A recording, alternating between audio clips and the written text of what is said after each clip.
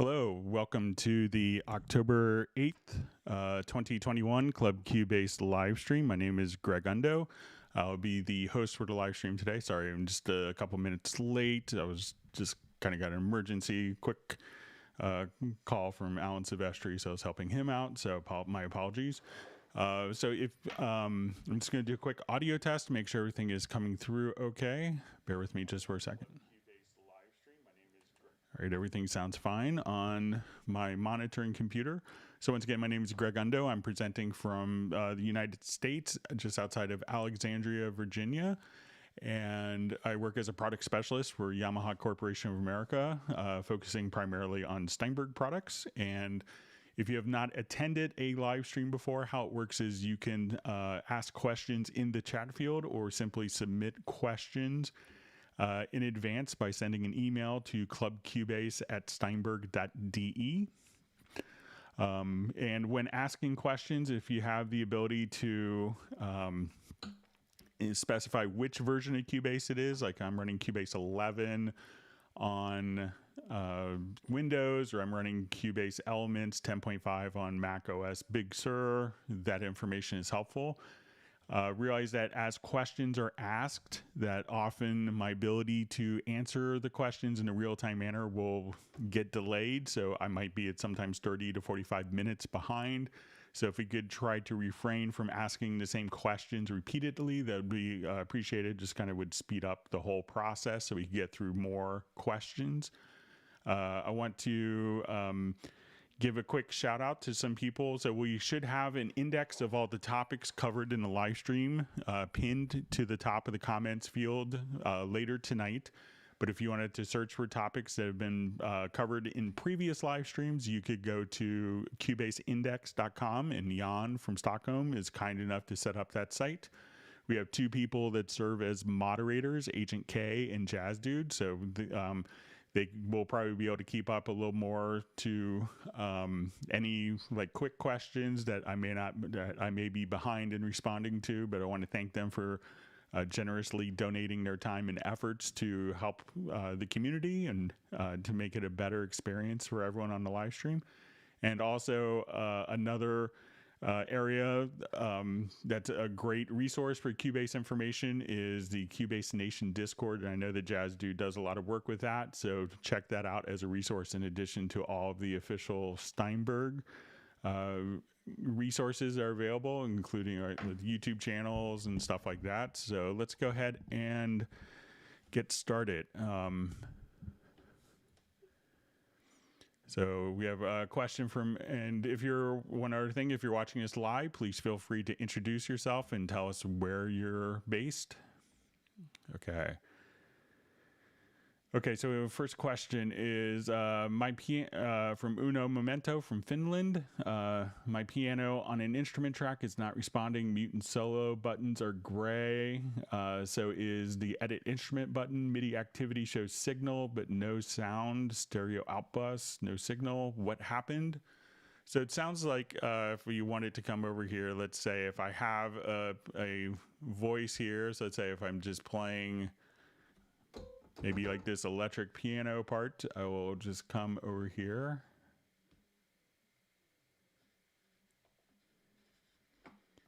And let me just adjust my control room volume up. So it sounds like maybe the track is disabled.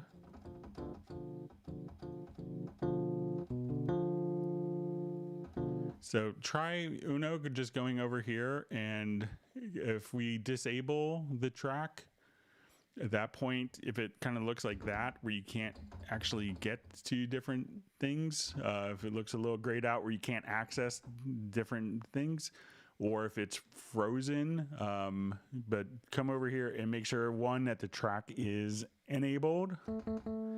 And let's say if I had frozen the track,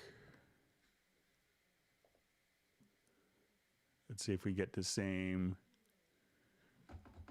So the track could also be frozen, which would allow me to see my MIDI input data coming here.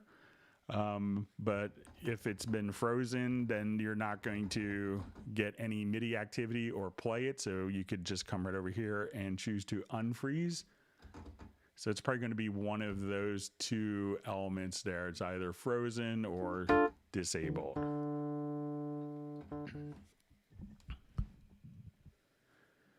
All right, so we have Matt from London checking in.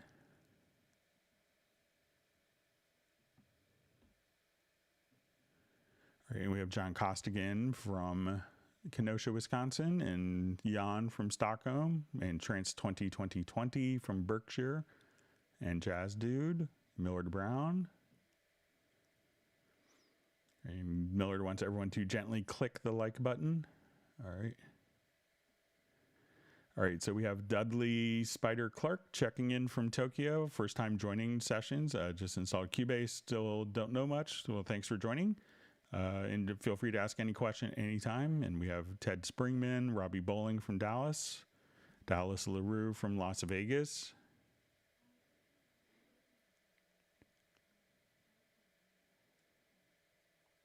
All right, so we have Luthier 47 from Atlantic City.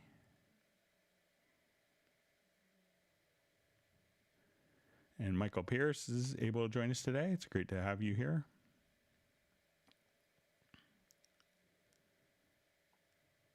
All right, and we have Best Korean Jesus. Great to see you back on the live stream.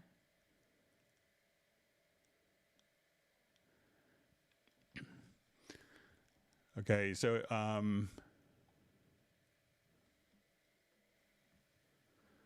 just kind of, I just see the audio level. I'll send a little more level. Okay. So I just see, hey Greg, when I drag audio from MPC VST inside Cubase, the loops are not synced. What could be the issue? So a lot of times if you're dealing with any loops that are in the project window, what you want to do is, you know, if it's not in sync, and if the loop itself has kind of tempo information as part of the metadata for the loop, what you want to do is just to make sure that you select the event and make sure that it's in musical mode. So right now this loop will play back at its original tempo.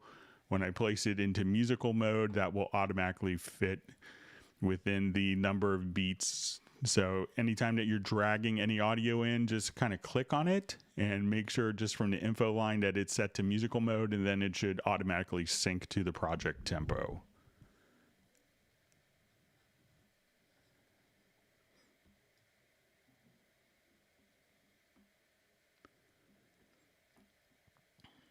All right, so we just see from Dallas LaRue, it would be nice if Cubase had a plugin specifically for mastering. So, you know, many of the plugins that come with Cubase can easily be used for mastering and are kind of the basis for mastering plugins like in our Wavelab program.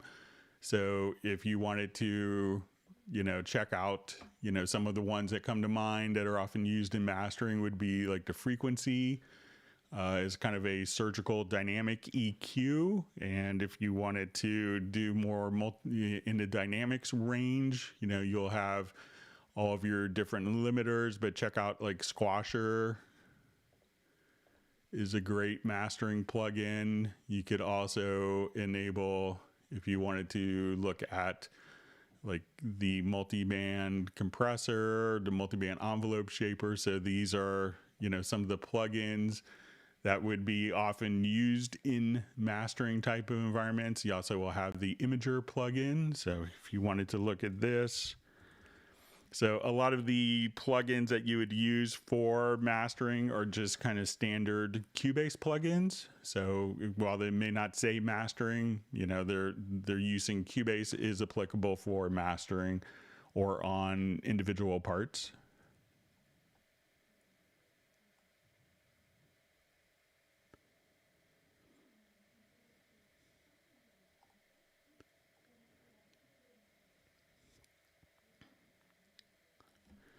Okay, so we have a question from Alex from Stockholm.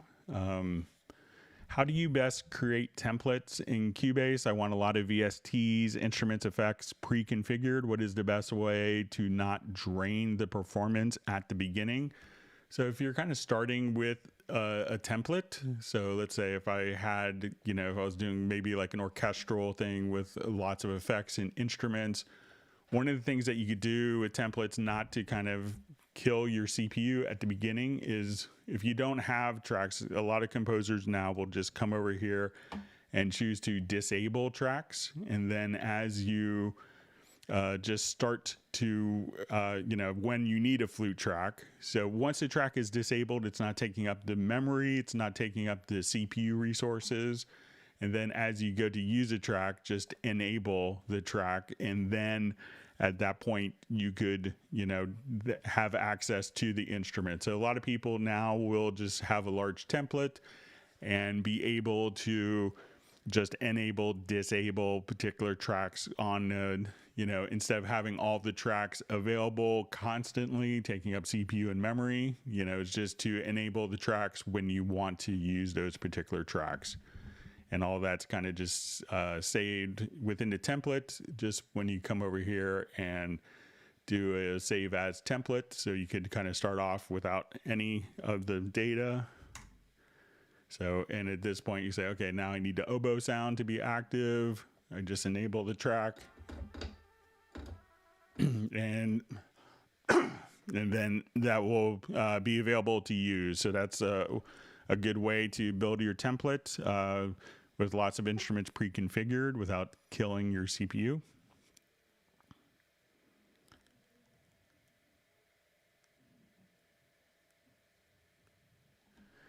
Okay, so we have a question from Michael Pierce. Would it be okay to send through a screencast link for a problem I'm having doing drum comping in Cubase 11? Not seen this behavior before.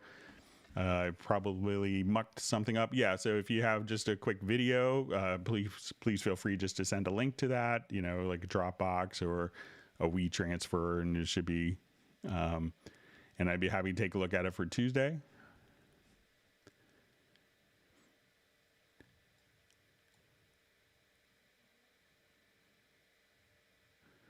All right, so we see Ed from Massachusetts. We have John from Austin, Texas. And we have Bob from Macon, Georgia.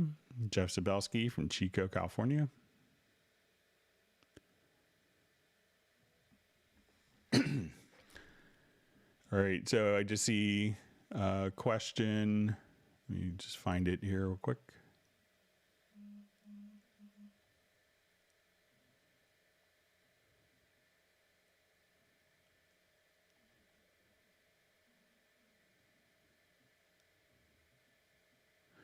Okay, so a question, will Yamaha offer something similar to Roland Cloud that could tie into Cubase? So I haven't heard of, Yamaha still, generates a lot of money selling their instruments. So I haven't heard of a plan for them to come up with a kind of a Roland Cloud, a Yamaha version of the Roland Cloud.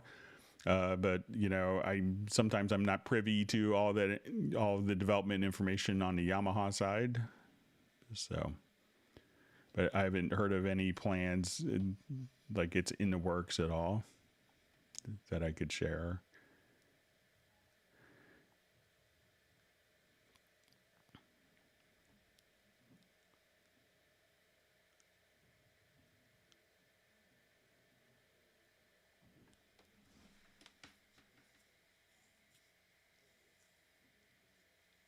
All right, just reading through a couple comments. Thanks for all the great questions.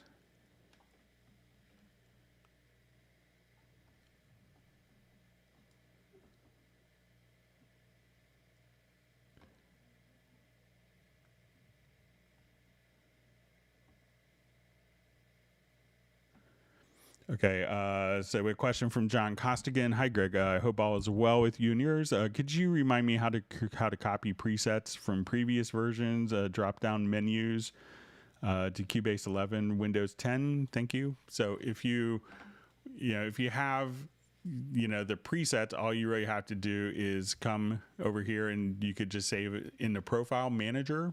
So if you want it to look in your profile manager, you could export, and that would include all of the different profiles. If you go to your start menu here in Windows 10, and then, you know, go to where you go all programs, you'll see Cubase, and then you'll see user settings folder.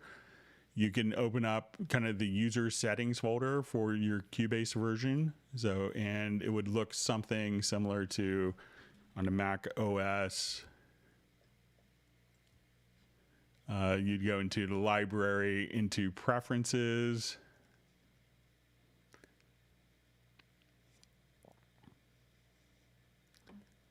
And this would be like your application data folder on the Windows platform. And then as you go to the preferences here, we'll say, okay, let's go to Cubase.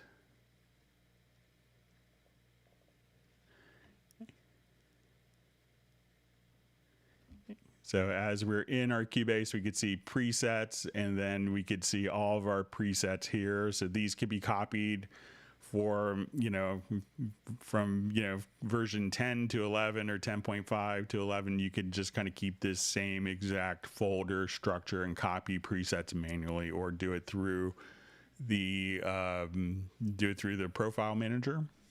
And that's another way of doing it.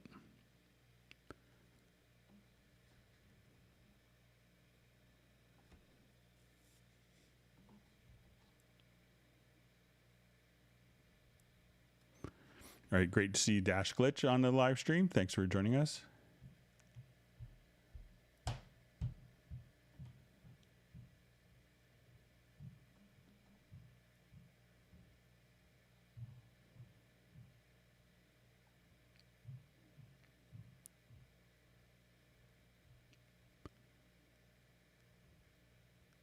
Okay, reading through comments here.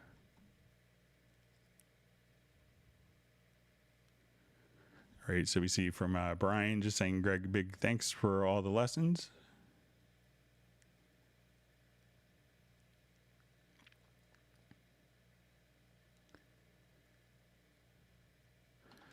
Okay, so we have a question from Jan.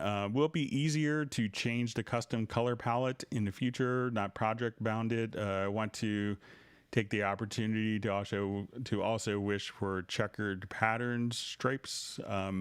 So I'll mention it. You know, sometimes there's consequences of having a when you share projects that, you know, that have custom colors that don't translate if you go to someone else's computer and open up that project, and it can't be colorized. So I think that's why it's kind of at the project level. But I'll pass on your. I'll mention it to the product planning team.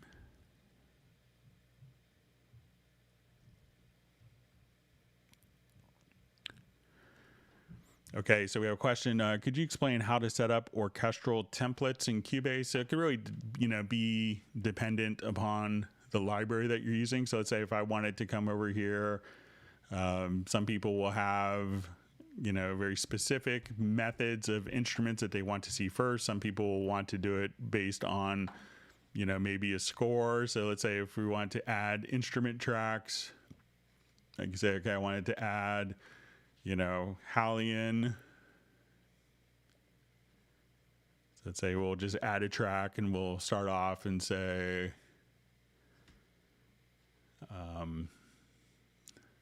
so let's go to Iconica and just say, okay, I want it to start with maybe something like the actual scores. So when I come over here, just all right, so we'll say, okay, let's add flute. So let's say I just want to do standard.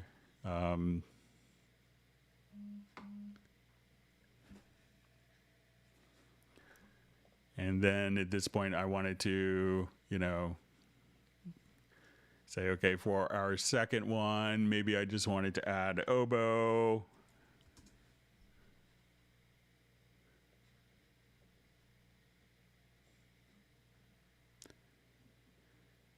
And so what a lot of composers I see will do is kind of maybe have a, you know, a winds folder, a synth folder, and then you might have folders within folders. So let's say if I add a MIDI track, so now when I add this particular MIDI track, I can have,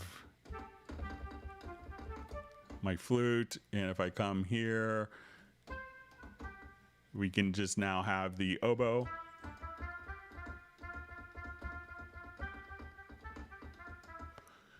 So as soon as we, we could just kind of keep adding tracks. So, if we have, let's say if I added, a number of instrument tracks here, and just for time's sake, I'll say, okay, let's add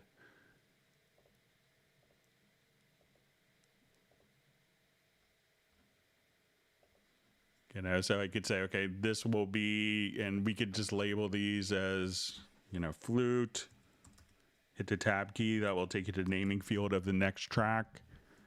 And we say oboe, and you could just kind of type in. So let's say this will be your winds group. So a lot of people now will come over here and also add a group track to this. So I'm going to say, let's add a group channel to the selected channels. And I could now just take this and add this into a folder. So at this point, we could call this, woodwinds or winds. And then you could kind of do the similar thing for brass, for strings, for percussion, for synths, for pads. And then once again, if it's taking up too much CPU resources and memory, just, select multiple tracks here, and you could enable and disable multiple tracks kind of all at once, just like that. So that's not taking up your computer resources. And then if you're doing like a whole wind thing, you could just select all your wind tracks, and then once you're done with that, save that as a template. So I know a lot of composers may, I think Hans Zimmer will have kind of like his basic orchestral template, and then each project he may have kind of like, after doing sound design, so there's kind of unique sounds for each film, he may at that point, build a template, but kind of leave his, orchestral stuff intact, and, come up with new sounds for a particular, for each new project. So it's not kind of repeating the same sounds over and over again for, sound design stuff. So, so each project could have its own template, but, the core orchestra, doesn't really change so much for a lot of composers. And then you could tweak. So that's some ways that you could set up kind of orchestral templates. And we see Jazz Dude just mentioning disabled tracks is what all movie composers do with 1,000 tracks prepared and deactivated. Yeah, so it's just had a Zoom meeting this week with Bear McCreary, and I think he had about 3,800 tracks that he wasn't running any deactivated tracks on. So they just kind of always keep pushing it. So.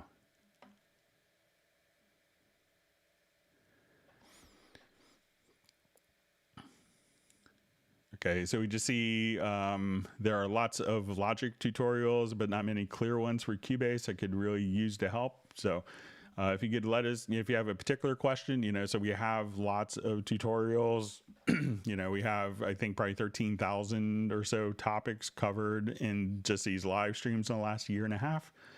So there's probably lots of things, but if you have a particular question, things from Doodle, just let us know, and we could, be more than happy to answer your particular questions. So, but there are lots and lots of Cubase tutorials available.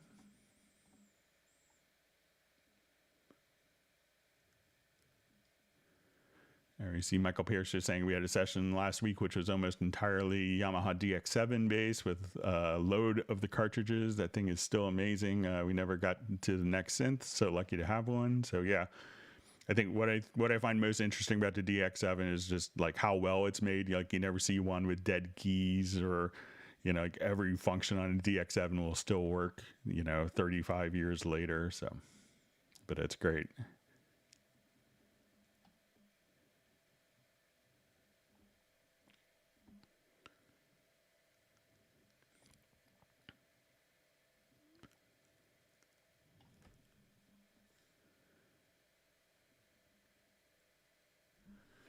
Okay, so I just see, Greg, do you think Steinberg will ever have anything like Verify in Pro Tools? I didn't realize how much I use it during my mixing in certain genres. So if you could let me know what Verify is, I'm not a Pro Tools user, but you know, we may have something that's very similar, and this is from Bob Sandler. So if it's, I'm not sure if it's like a tape pitch, like slow down thing, or you know, if it's like, you know, just like something to, you know, take away, you know, like a filter of some kind. So if you could give me some more information, that would, you know, we can see if we could come up with something equivalent.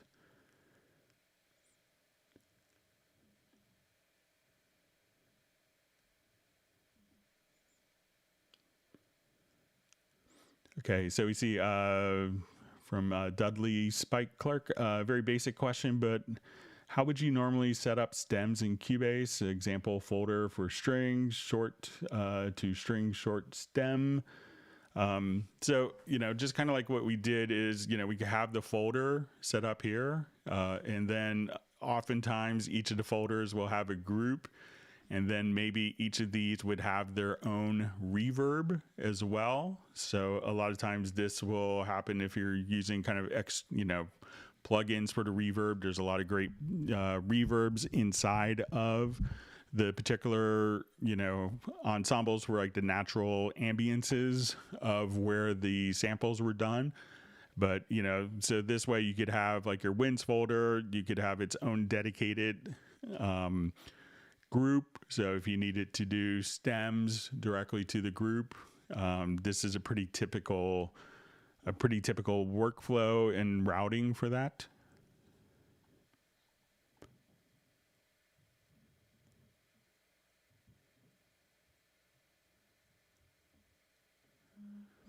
Okay, so we have a question from Clifford from Germany.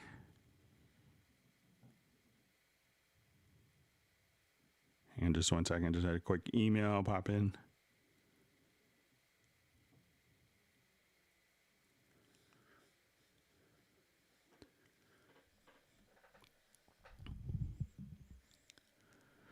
Okay, so it says, if I drag and drop some drum MIDI patterns from Groove Agent and play it, it doesn't always sound the same like it would when I play direct from Groove Agent. All right, so let's say if we come over here, let's take this project.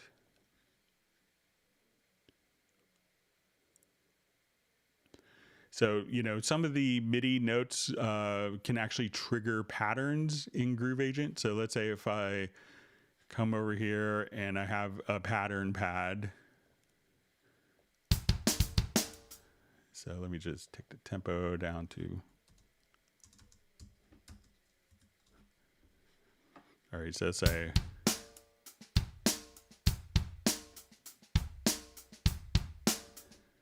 All right, so there's this little thing that says Omni. So, you know, often if you take a pattern out, some of the patterns may have patterns that trigger, like MIDI notes that could trigger the patterns themselves. Try clicking on the Omni button here. So let's say I play this pattern and just drag that out with the Omni turned on. And now as we play it, this should sound kind of exactly the same.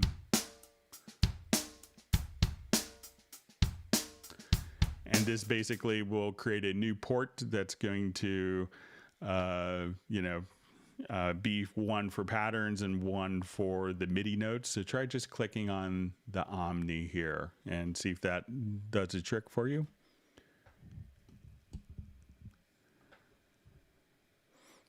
All right, so we have a question from Jeff Zabelski. Hi, Greg. I made instrument with my Korg micro preset synthesizer M500 SP and Halion 6 with 10 saved programs of chromatic samples. Can programs be turned into tracks from Halion 6 in my Nuendo project? Okay. Okay, so let's say, I guess he sampled.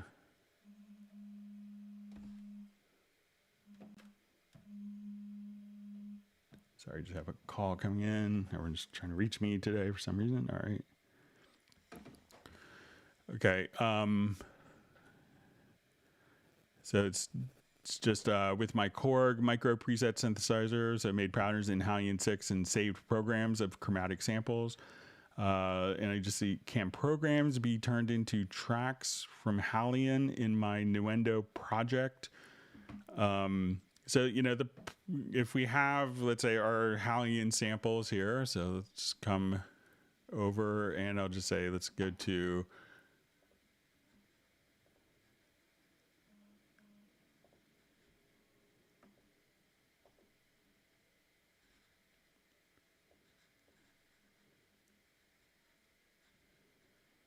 okay, so say just if we have, you know, your different samples here. So let's say if we just look at this, let's see if this will allow us to, we go to edit. All right, so let me just see if I could find another patch here quickly.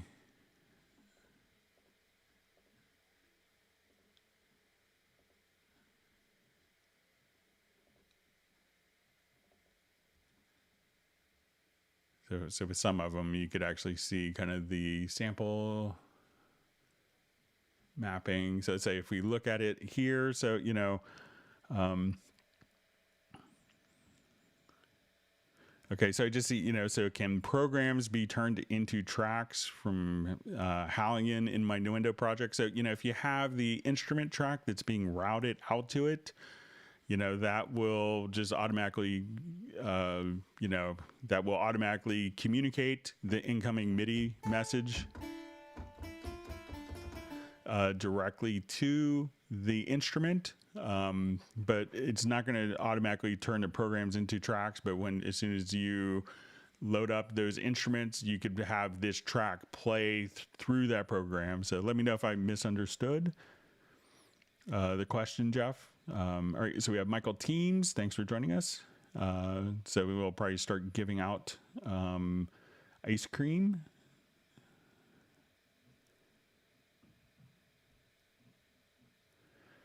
Okay, so we have a question from Dallas LaRue. Will a stereo delay work on a mono track, or do I need to route it to a group stereo channel? Is there a difference? So when we have inserts on particular tracks, so if we have a mono track, so let's say I will come here. So let's open up this project.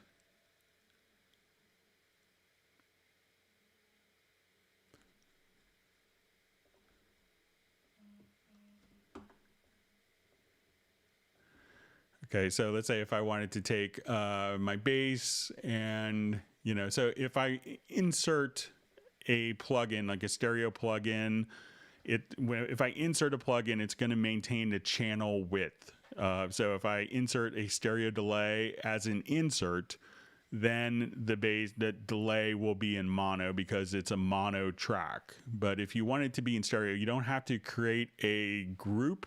Really, all you have to do is just go to your sends and come over here and just say, you know, add effects, just right click and add effects channel to send one.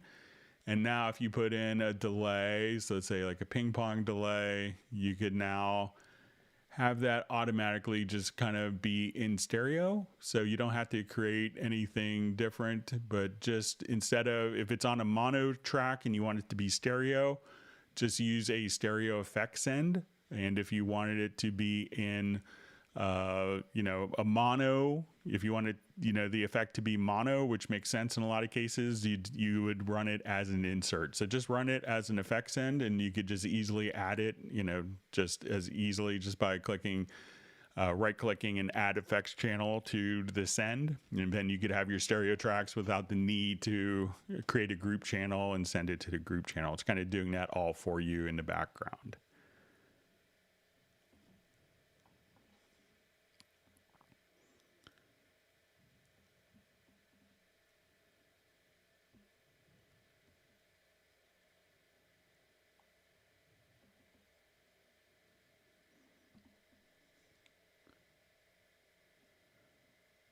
Okay, reading through comments.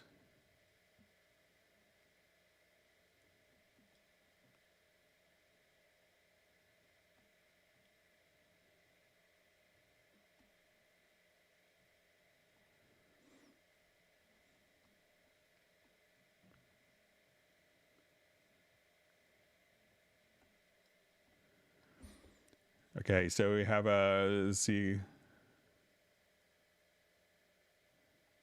Okay, just. Okay, so I just see from Luthier47. Hello, Greg. It's new computer time. In 19 years, I've always assumed a big CPU was better. Is there a source of info or recommendation on motherboards or CPU combinations that may last 3 years or more? So no one's probably going to, predict what's going to be available in the future with computers, but generally, if you could get like the highest clock speed is going to be really critical, but it could depend on what type of work you're doing. So if you're doing a lot of mixing with reverbs and running extensive reverbs, you'll always benefit from having a faster clock speed on the actual processor. Cubase will utilize multi-processors very effectively. So if you get the fastest clock speed and a lot of those processors, not all plugins will automatically scale. But, I think if you're on the PC side, if you get a Ryzen or an i9, that you'll, be good for many years on the Mac. It's obviously everything's kind of moving towards the M1X or M1 processor, or soon to be the rumored M1X. So that's a whole new kind of processor architecture. So that's still kind of new, and a lot of programs haven't been kind of rewritten to take advantage of it. But it's hard to say, but you could probably ask people. I know that Jazz Dude does a lot of computer configurations for people, but I think a lot of the stuff that you would get now for like an i9 or a Ryzen or the later Macs, but if you need a lot of memory for streaming sample libraries, the M1 Macs currently top out at 16 gigabytes, I believe. So that could be problematic if you're working with large sample libraries that need more memory. But if you're just doing like mixing audio tracks, you may not need as much memory. So it could really depend upon what type of work you're doing. All right, so we have a quick question. If I have a stereo track, what is a quick way to turn it into mono? So if you want it to be like a split track into 2 mono tracks, probably the easiest way is to just come over here, and let's say if I will just take this project,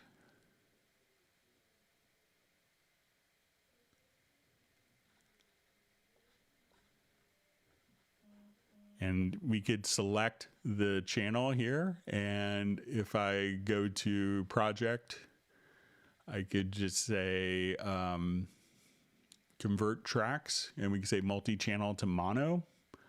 So instead of selecting event, then we could have our 2 mono tracks. If you just want it to sound more mono, what you could do is, just kind of come over here to like the Imager plugin. And, you could set the number of bands here. So if you want it to be 1 band, and you could just adjust the stereo width of the track all the way down. And that will kind of give you a mono sounding track. So, but if you wanted to split the track, you could just simply do it there. You could also just say, I think if we come over here and do another method, I think we could do a render in place. So let's go to your render settings, and I think that you could just come over here, but there, I thought that there might have been a down mix preset in here, but so those are a couple ways of doing it. So try going to your project to convert tracks with the track selected, and then you can convert your multi-channel to mono.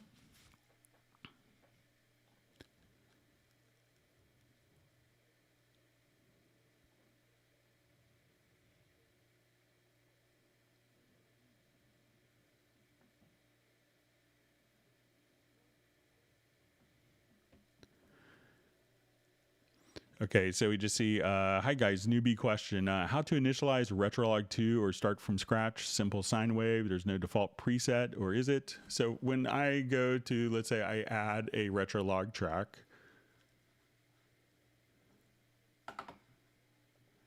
So it will have kind of a default preset with, I don't think, much activated. So let's say if we go to play. So at this point we could choose, okay, you know, what type of wave. So you could have multiple oscillators here. So you can say, okay.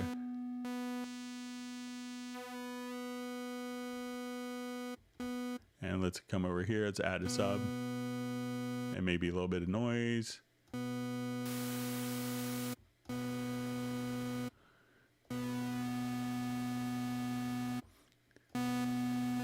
So that's really kind of, you know, so when you first start Retrologue, you'll have kind of the, you know, the init for initial Retrologue 2, and then you could just start adding your oscillators with your, you know, and at that point start working, you know, once you have your oscillators, you could add your filter section, your envelopes.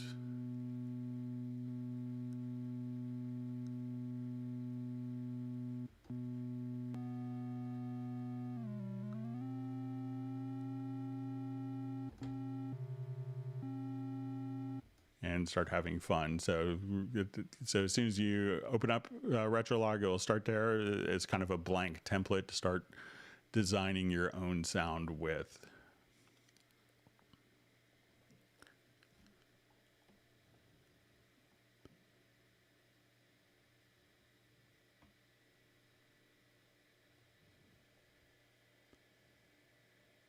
All right, so we see Mark Rabin on the live stream. So from Montana, thanks for joining, checking in.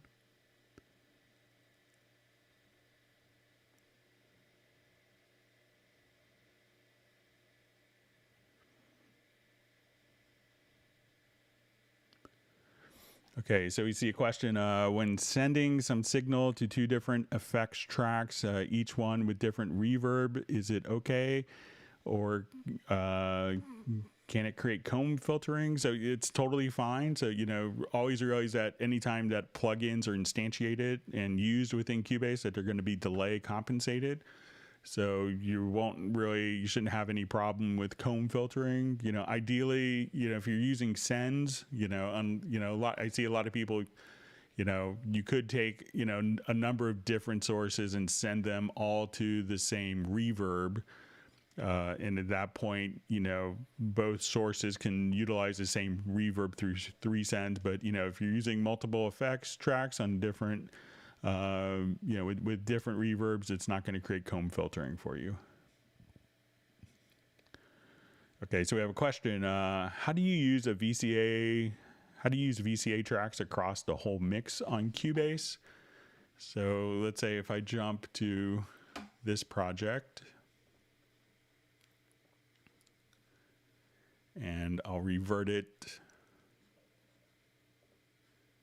If I wanted to do it across the whole mixer, all I have to do is come over here. I'm going to select all of my tracks in the project, and I will just right click, and then I could just use a VCA fader to the selected tracks. So they're all now being sent to this VCA fader. So if I want to take the whole project,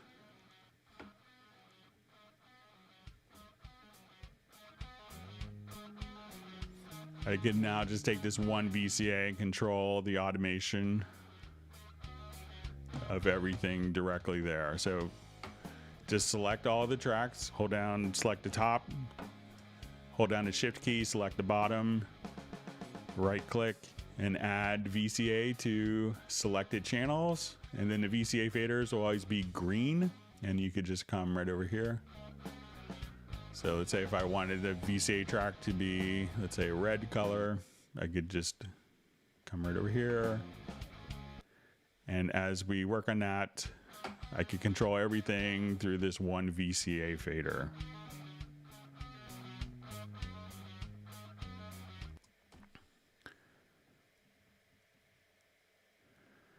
Okay, so I just see Verify gives you a tape stop effect. So really all you have to do is use one of the included plugins that you could come over here. So I'm just going to put it on my master bus here.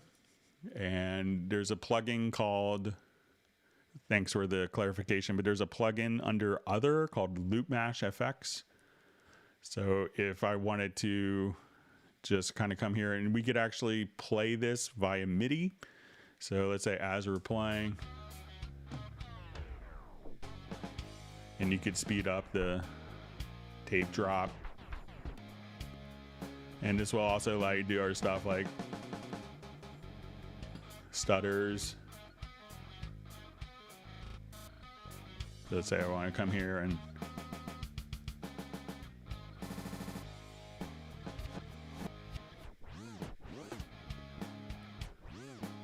and if I wanted to just kind of play these via MIDI, I could just, and we see that this is kind of laid out like a keyboard. We could add a MIDI track, right? And we'll call this Loop Mash. And we'll set its output, excuse me, to Loop Mash. So we'll just see this as soon as Loop Mash FX is added. At this point, we could just now start to play these particular and just play it via MIDI.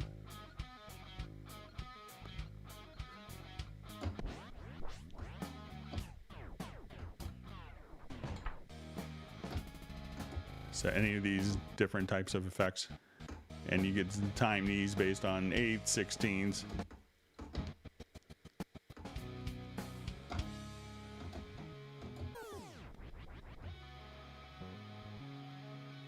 So just want to do a tape drop. So then we just change the speed here. So use, play around with the Loop Mash FX, and I think that will get you all sorts of great tape stop effects.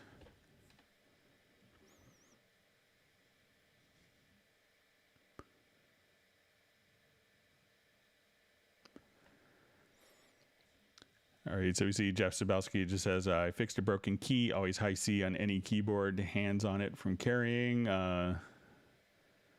So sag, no spring tension or weak, took off top, pushed the key backwards and clipped it back into its installed position. That's great. You probably saved yourself $100 from taking it into a shop to do that.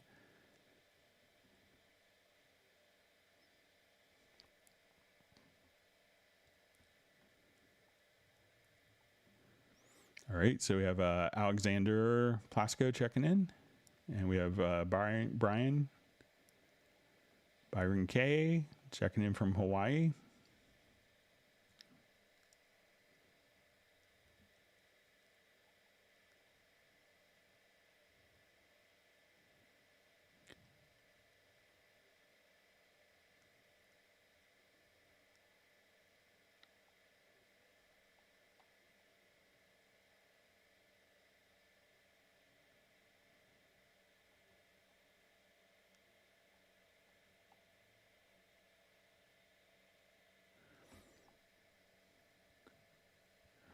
Okay, so we just see, hi Greg, how do I display instrument icons in the mix console in Cubase Pro 11? I could do this for the tracks, but not in the mixer. I looked up the settings for the mixer and don't see this option. So let's say if I have come here and I added instrument icons. So if we just kind of click here, I can say, okay, this will be our kick drum.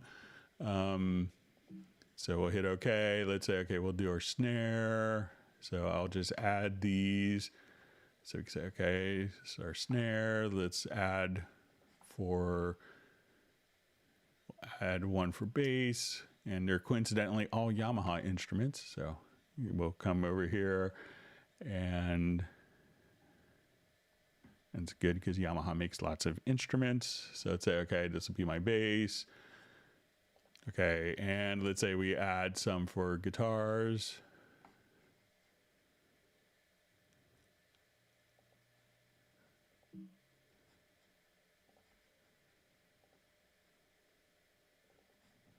Okay, and if we want to see these in the main mix console, So when we go to our large mix console, I can come over here and let's go to the settings, and then we could see our track pictures.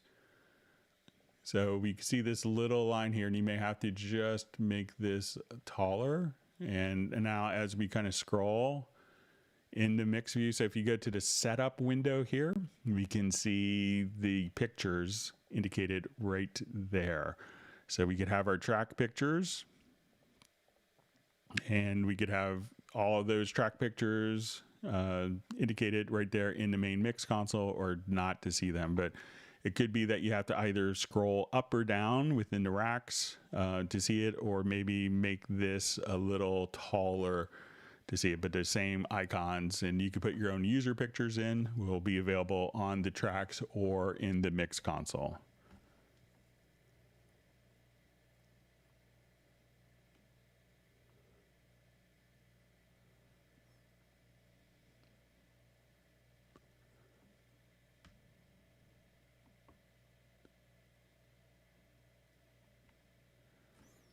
Okay, so I just see from Clifford says, "Ooh, wow, thanks, Greg. You made it look easy, but I literally had headaches for months and months trying to figure this out. Thanks, Greg, and the rest of the team." So glad to help. So that's, I think, kind of the cool thing about the format of this is you could often learn great tips and tricks even from other people's questions.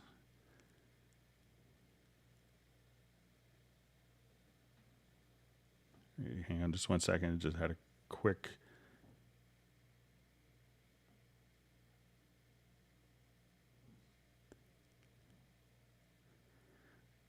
text I'm going to respond to.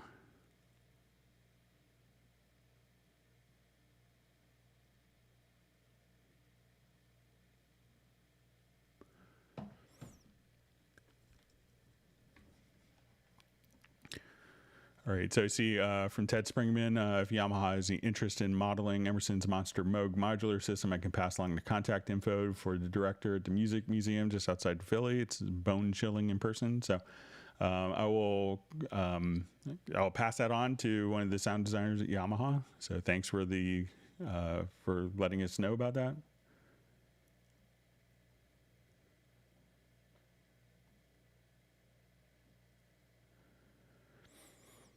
All right, so we see from Kerwin Young, great to see you on the live stream. So it says, how do we assign the note expression MIDI setup? It doesn't seem to allow for any assignments. All right, so let's say if we have a MIDI track here.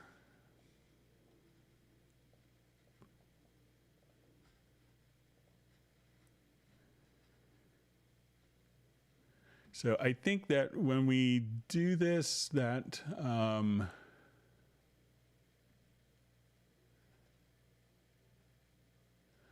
so I think that these, right here, will just say, okay, if we record MIDI as note expression,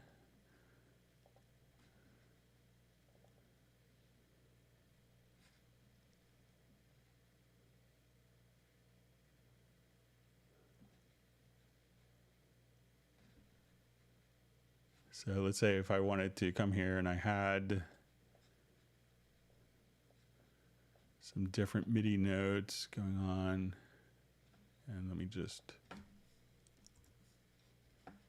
switch my mode here.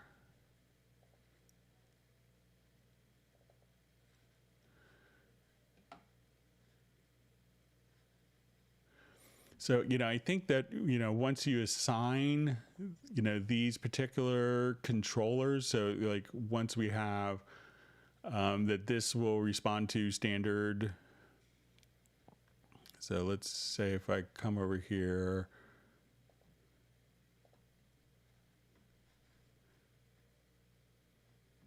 so let's say we go to the parameter details. So let's say if I go to modulation here, and go to the parameter details, we can say that this is going to assign for pitch bend. So let's say if we now are, so I think maybe if you go to the parameter details here, Kerwin, and then If I just wanted to overdub,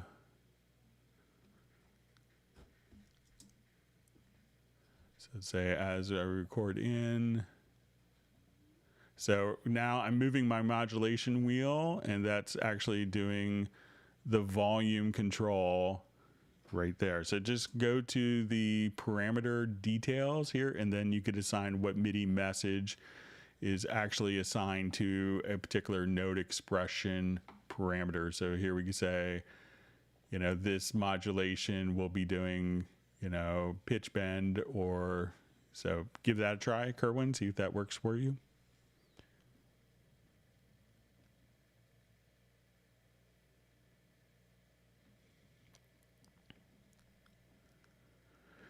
Okay, we have a question.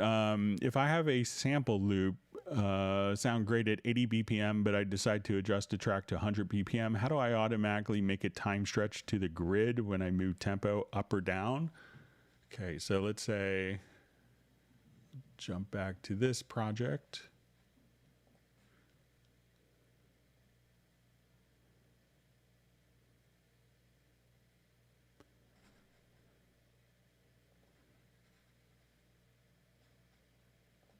Okay, so let's say our tempo here on this particular loop. So I'm going to select this loop.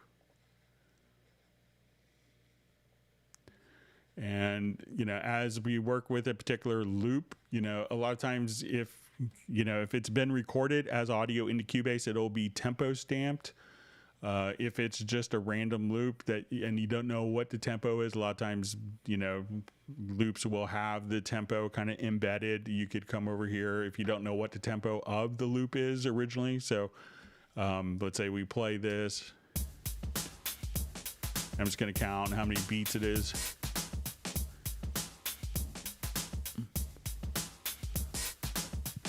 All right, so that is, you know, we could say that's 16 beats, that particular loop. So if I wanted to go to my beat calculator, I could just type in 16, and that will tell us what the tempo of the loop is. So if we don't know what the tempo of the loop is, you go into the pool and assign the tempo of the loop. And then when you place, you know, and most loops that you buy or purchase will have the tempo information embedded. But if I come over here, I could just put it into musical mode. And now let's say I go from 120 beats a minute to 132. So once it's in musical mode, and you'll see this little icon appear, that will, so when it's not in musical mode, that loop is going to play back at the same tempo. And if I turn on a click, but if this loop is in musical mode, it'll now just automatically play at the correct tempo for you.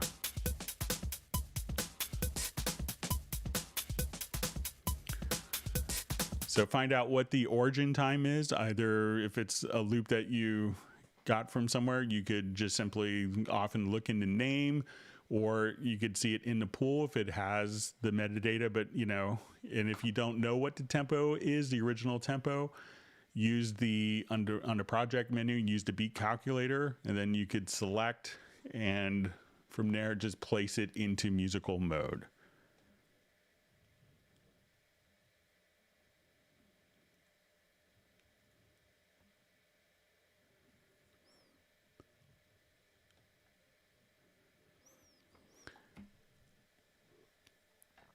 All right, so we see question, can Groove Agent be used to generate bass track, or what is the best tool that comes with Cubase to make bass guitar lines in Cubase? So, you know, Groove Agent can be used as a sampler, but, you know, probably I would, you know, if you're looking for bass sounds, I would go to, you know, add an instrument track, and I would probably go first to, if you want to be like, you know, electric bass, go to Halion Sonic SE. And then if you come over here, we could just say, okay, I'm looking for bass, electric bass, and a lot of these you could, you know, just kind of come over here. So let's say, okay, we'll do electric bass VX. I think it's a standard.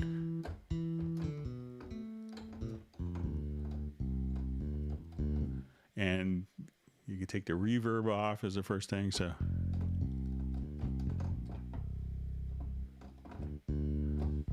And then if you wanted to take that and be able to run it through, you know, a number of plugins, you could, you know, easily get that set up as well. So let me just kill some of these. So as soon as I just wanted to come to the Halion Sonic SE. So there's a lot of great bass sounds inside of Halion Sonic SE. There is, it's sold separately, but there is a whole electric bass instrument that's quite superb as well, where you could, you know, come over here. Let's say we go to the electric bass and we could just say, okay, I want it to have like a clean jazz bass sound. And here we could, you know, select between different pickups. And this is, you know, part of the Absolute 4. But as I come over here, we could also blend in the amp and effect. I want it to be more of a P bass.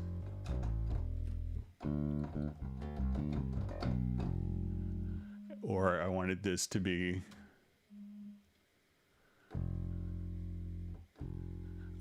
you know, let's say more like a Music Man.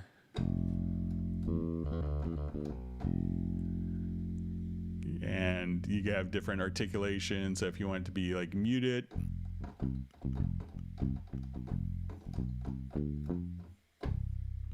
so that's a series of great bass sounds as well in the electric bass. But check out the Halion Sonic SE, and if you want, like, you know, like a really extensive electric bass instrument, you know, check out what you could do directly here in the electric bass. But, you know, start with Halion Sonic SE because that comes included.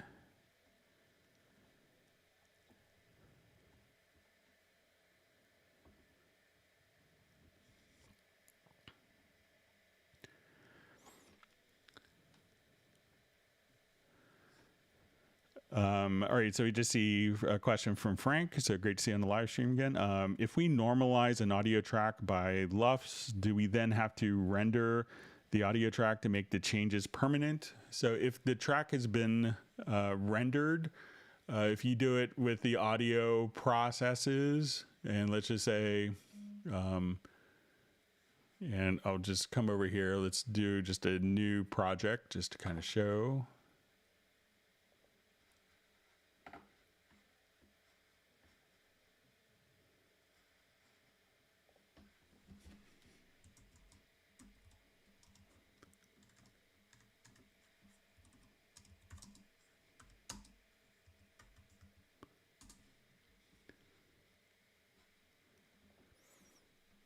Okay, so I'm gonna set up a new project. So let's say I just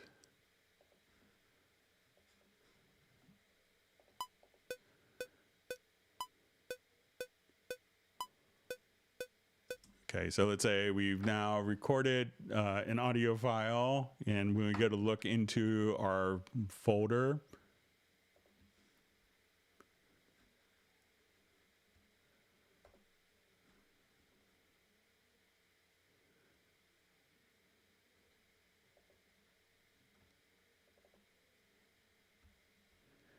and let's go to our Hangouts folder. Sorry about this.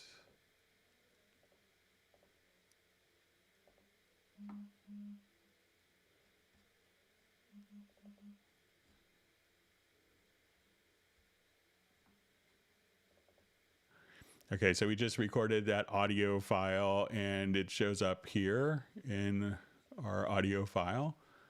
So now what I'm going to do is come here and normalize the audio file. So say we do a process and we normalize, and we'll say, okay, we want this to be minus 12 LUFS. So we now have normalized the audio file. So at this point, we can look in our folder window. So as soon as we do that, the processed file will just show up in the edits folder. But I think if we wanted to come over here, let's say if we're in our editor, like the sample editor, that if we just come, so it will, you know, once you do the process, it will automatically be placed into the edits folder with the processing but you could also just say, okay, once we're in here, you could just choose to flatten the file too. So let's say if we just select, you could take any of the processes and flatten that. So, you know, it'll probably be rendered directly into the edits folder for you, Frank.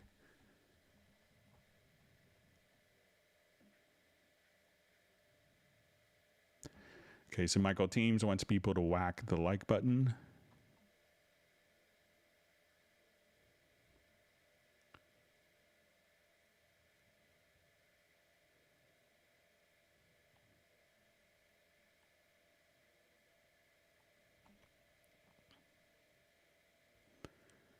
So we see Michael Pierce sees the 16 gigabytes on M1s and says eek. So.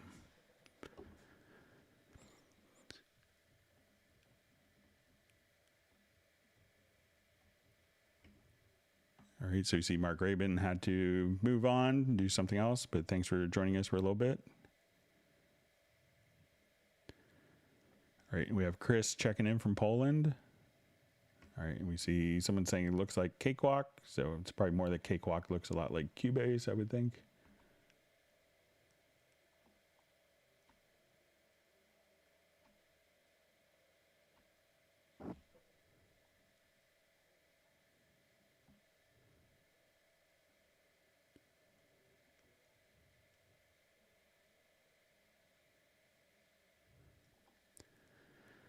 Okay, so I just see, so question, is there a way to save key switches in Halion in a song project? So all you have to do is, if we have instruments that are using, so let's say if I come here, I'm going to add an instrument track. So let's say we'll just do in Halion. And let's say we utilize an library. So let's say I'll do Iconica.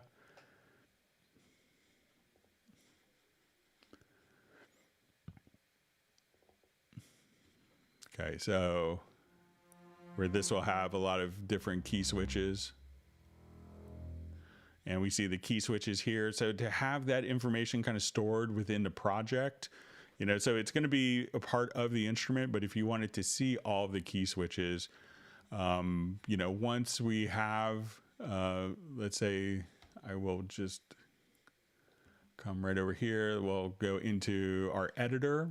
But if you go to the expression map, all you have to do is say import key switches from Halion, and all the key switches will automatically be saved. Once you save the project, all the key switches will be available there to use for note expression maps. So, but once you do that, then that will be saved within a project, but the key switches will always be available within the instrument if the instrument is saved within the project itself.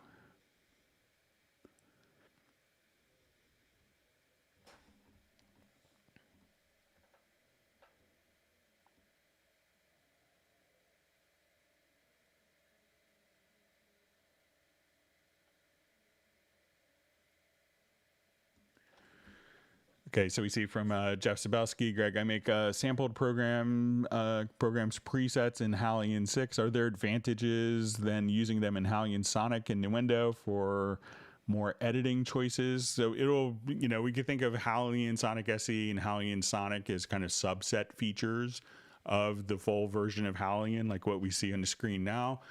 So it'll, you know, you may not have the ability to, you know, edit everything. Like, okay, I wanted to come here and, you know, go to and see all of the different bases. Like when we go to edit and, you know, looking at the mapping for the samples. So you may not be able to have that level of editing, but there's no performance difference really playing the sounds. Is all kind of utilizing the same engine. It's just, you know, running it in Halion is, you know, is designed for capturing and designing the sounds. And Halion Sonic SE and Halion Sonic, I often think of more as kind of playback, but it's not limited.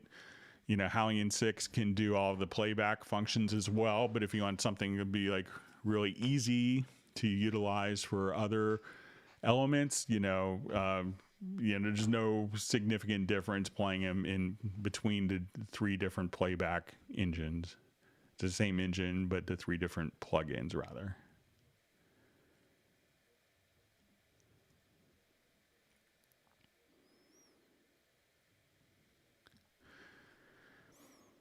Okay, so we have a question. Hi, is there a setting where Cubase will always render to a certain folder for a certain project? Because when I change project and then render it, it'll render to the previous project folder.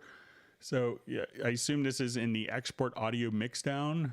So if we come over here, you could just choose to the path and just say use the project mixdown folder. And at that point, what it'll do is it'll take the project, it'll create a mixdown subfolder within the project folder. And you could just choose that, and that will automatically be where the files go.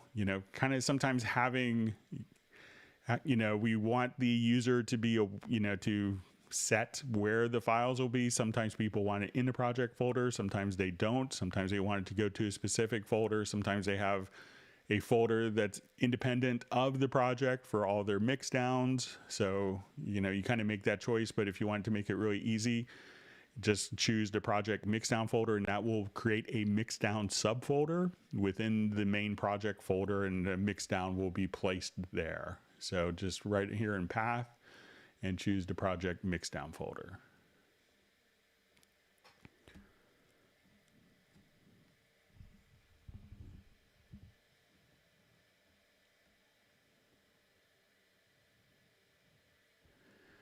Okay, so we have a question. How does Backbone plugin work in Cubase? I just recently heard someone talking about the other day. Is it a plugin or a Cubase extension? So it's just a plugin. So when you go to add an instrument, you'll see it show up under the drum category. So we could just come right over here. We'll open it up, and you could just play it like any other virtual instrument. So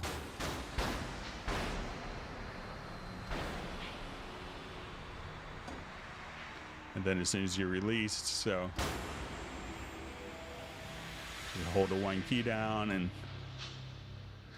get different samples when you release. So it just works as a VST instrument. So if you do your own drum synthesis and you want to really craft, your own kick drums and sound design, we can think of it as a drum sound design tool that does other sound design functions incredibly well. So just a plugin, a VST plugin. So.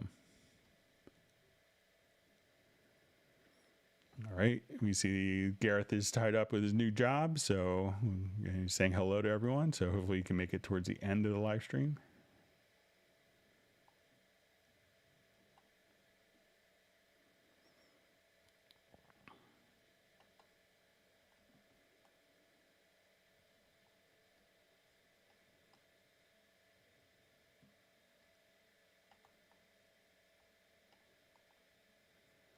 Okay, just finding my spot. So we see a question. What is the best way to use Cubase for backing tracks in a live show? Do you recommend putting everything in one arranger section? Can individual songs be triggered independently? So what I would do, and what I've seen a lot of people set up is, what they're doing kind of a live event, is have everything in one project window, because there's nothing worse than, having to panic while opening up a project. There's a lot of stuff that could go wrong. And often what people will do is come over here. So let's say, okay, this will be song 1, song 2, song 3, song 4, etc.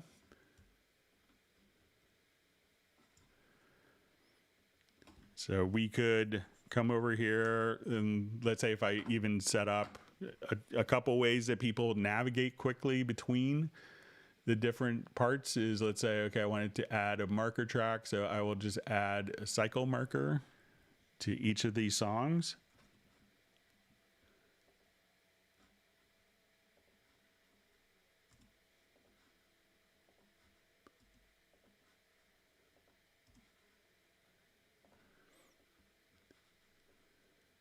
Okay, so now we could just have Cubase immediately, You know, like while we're in the session, we could just say, okay, I have this, let's go to the next marker. So you could navigate, you know, directly to the next marker here. So you can say, okay, we're at the end, just go right here. Now, if you find yourself like changing the set list, like, you know, you see a lot of bands may kind of do a set that's 90% the same, and then, you know, maybe they switch the order of these, or depending on, you know, every other night they do this song versus that song. What could be really helpful for that is each song could have its own arranger track. So let's say we come here, let's add an arranger track. Okay, and I'll just kind of move this to, so let's say I wanted to have an arranger track for this. And let's say this is our second song. Let's add an arranger event there.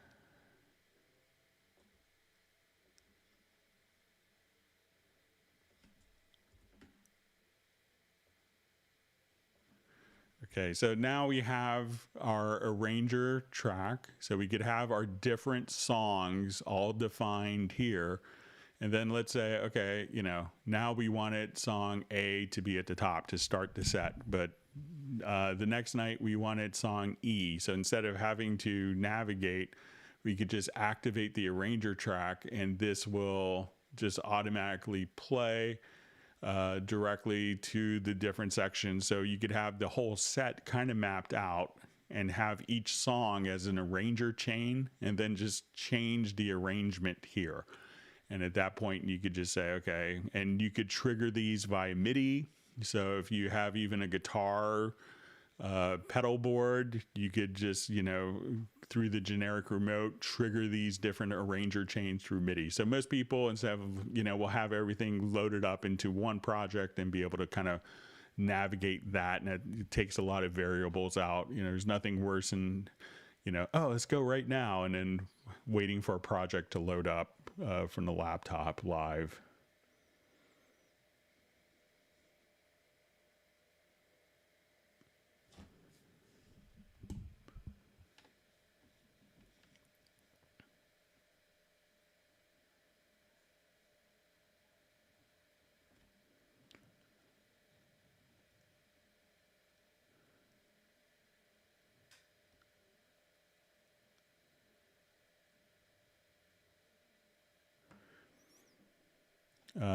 So we just see, can you do micros, like Ableton Live control many different areas with just one MIDI or control? So, you know, sometimes that it could be problematic for a lot of people, but depending on the instrument, you know, because people could control, you know, multiple parameters unexpectedly.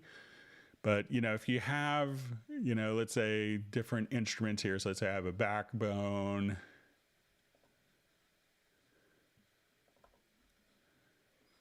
and I have another instrument here. So let's say I go to a Retrologue,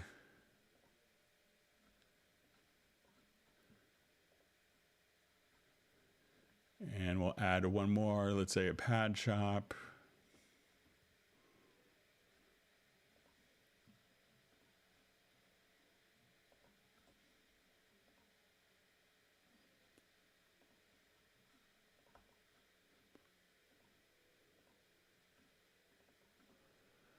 All right, so if I just wanted to come here, you know, we could, let's say I have my CC message, so I'll just say learn CC of that, and I wanted to learn the CC of this and learn the CC on backbone. So let's say, okay, let's learn, just come here, learn the CC. So now if I have MIDI going to each of these, I can control, you know, my one knob that's just controlling my pad shop, my Retrologue, and my backbone just from one controller. So that's an easy way of doing it.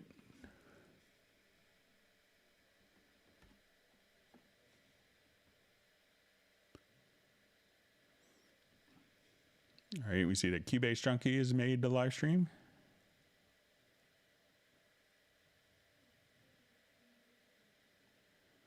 right, so we have Dave McKay watching at Belmont while he's grading papers. Great to see you on the live stream, Dave. Hope you're doing well.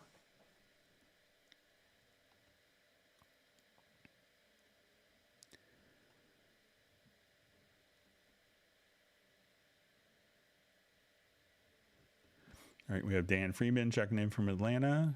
Glad you could join us.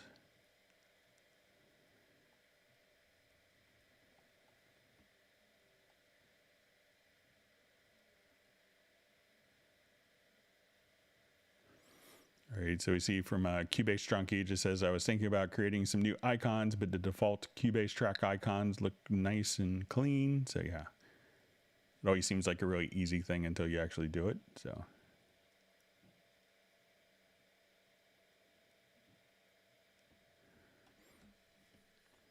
Okay, so we have a question, how to play samples from MediaBay in a small window at the bottom of MediaBay window before transpose it into the project main window. So let's say if I have different loops here,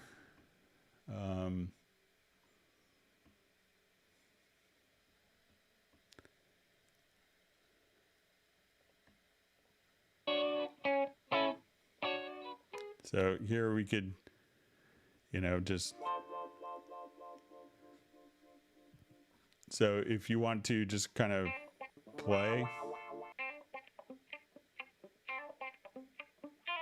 So if I double click, we can now just create that audio sample here. And I don't think that there's a way to kind of to preview it with the transpose, but once you're here, I could say, okay, let's just take this particular file and I could select it and you could just click on the transpose.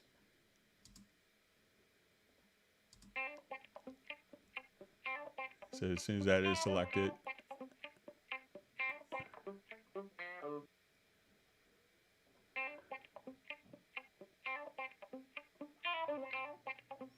so you could just kind of preview it directly there.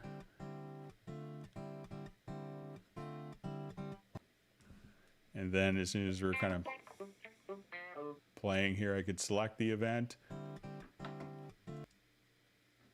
and just transpose. So you're able to kind of just transpose directly like that as well.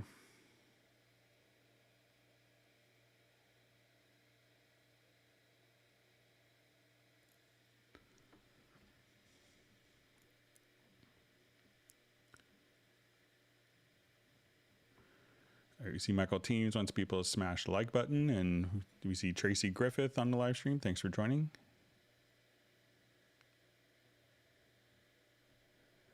All right, Pablo from Galicia, España has made the live stream. Glad you can make this one.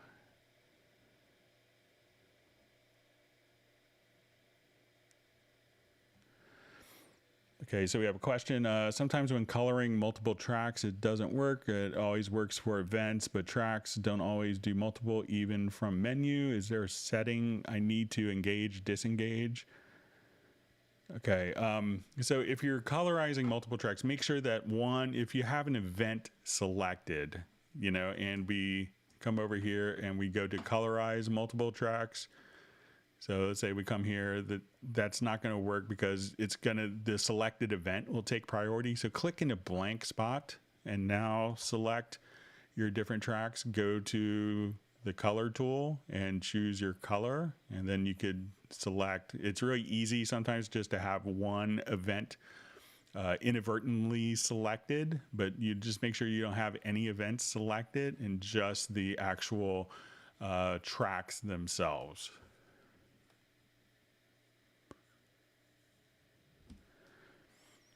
So we have a question, do I still need a dongle on my system? So if you want to run like Cubase Artist or Cubase Pro, yes. So, you know, Steinberg has announced that there will be a new licensing system that's not utilizing the USB e-licenser in the future, but currently we still need the e-licenser dongle. All right, I see I've been granted 3 scoops of amaretto chocolate ice cream. So Michael Teams is very generous. Thank you, Michael.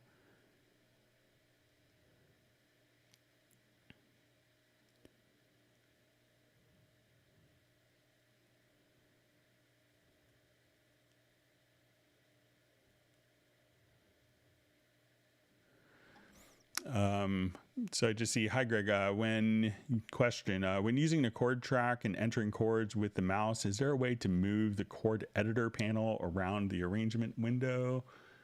I think it's kind of based on like the position maybe. So let's come here, let's add a chord track.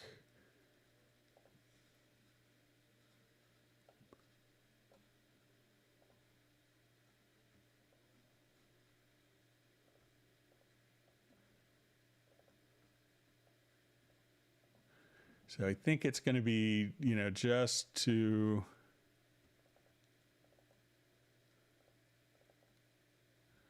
so it's based upon the position of the chord. So so I think once it's open, so let's say if I come here, we'll see it's going to be kind of focused around there. So it's kind of based, the position is based upon, you know, the position of the chord. So I don't think that there's a way to physically move this. So it's going to be just shows up directly there. So sorry about that.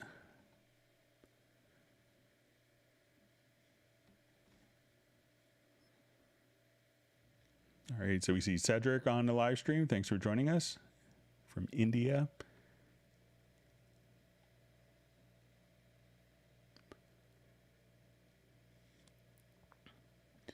All right, so we see a question from David Evans. Is anyone aware of any issues with Cubase Pro 11 running on the official Microsoft Windows 11 upgrade?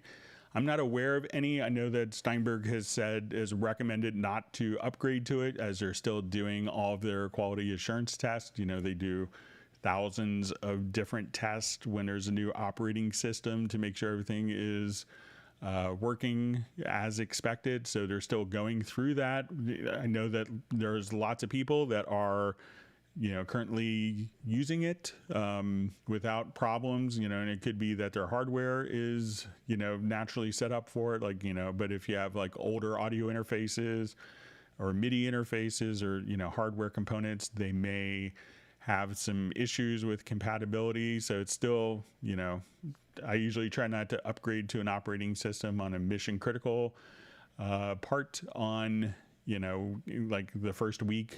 So, you know, we have to kind of wait for things to settle in. So you could do it at your own risk, but Steinberg has officially said that, you know, they can't recommend it because they haven't finished their quality assurance test and they have to wait for the final release. So to do all of that as well. So everyone's running the same things.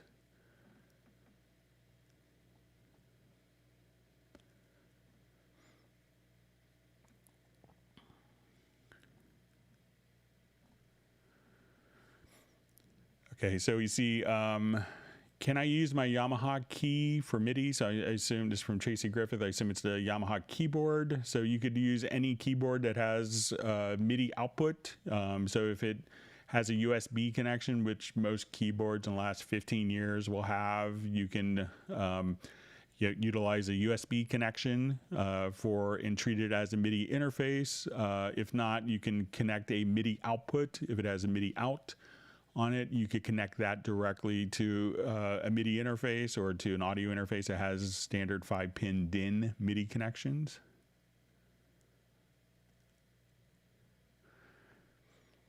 Okay, so I just see, hello Greg, can I use Chord Track to control Tune Track's easy keys and easy bass? So I'm not sure if, you know, we can send the Chord Track data to any instrument. So I'm not sure how those instruments would respond because I know they have like some of their own kind of players and stuff like that. But, you know, if it's not utilizing kind of the different players, I'll just kind of show a little bit. But it's, but you should be able to. So let's say if I come over here to like Chord Track.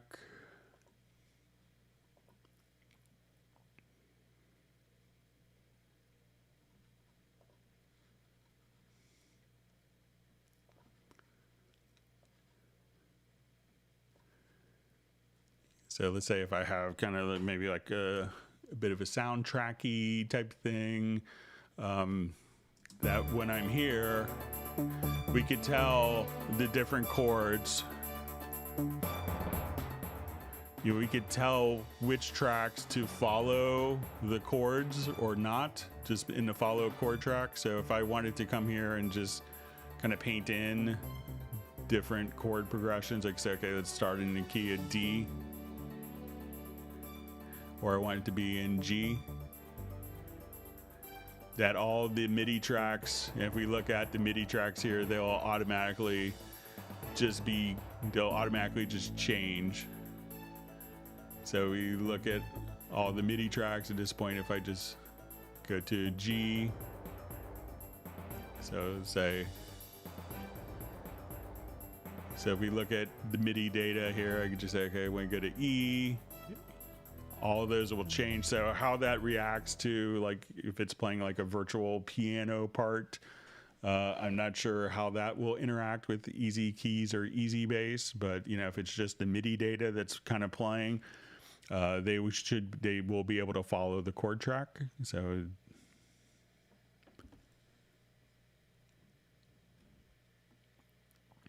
all right, so we have Neurotic Nexus checking in from Germany. Thanks, glad you could make the live stream.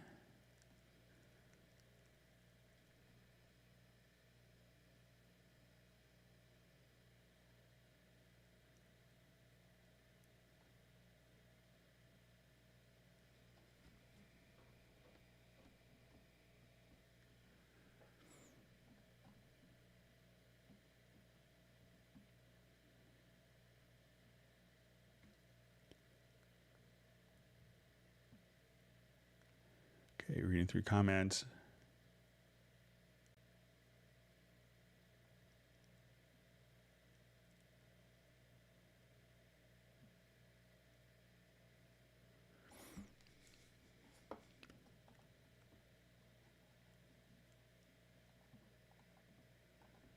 All right, my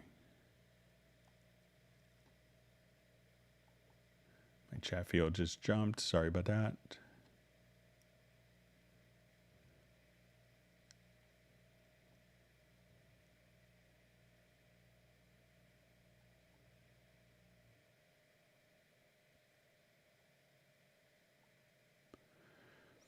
Okay, so from Jeff Sabelski, can we get port modulation depth, vibrato, etc.?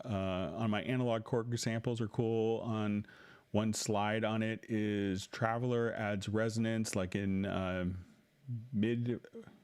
mid-wah or morph. Which plugin might work for that? I made a new VST.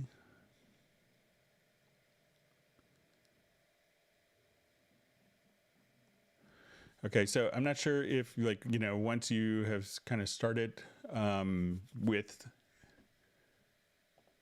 some of the tracks here. So let's say if we add an instrument track, and we'll do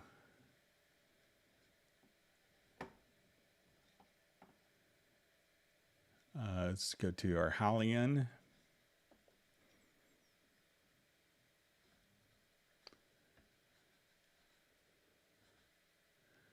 So, and if we wanted to, let me just, so if you wanted to add resonance, so let's say if we come here and let's just, let's say if we go to the mixer,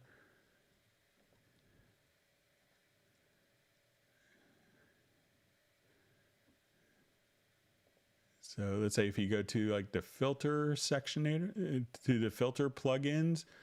So if you've made your own instrument, check out the filter plugins here, and then you could get resonance, and this you could, install directly on, directly in the program tree, or just run it as an insert effect. So if I was coming, let's say, let me just,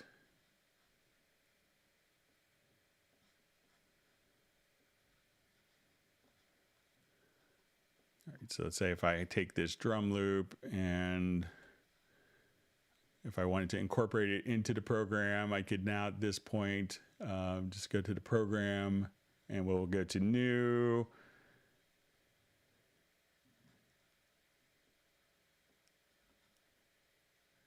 So say if we just go to our bus, and new effects and go to filter and resonator.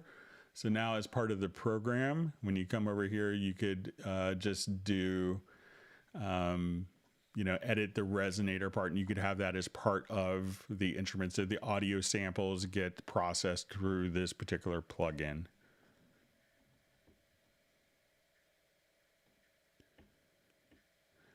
Okay, we have a question from Nathan.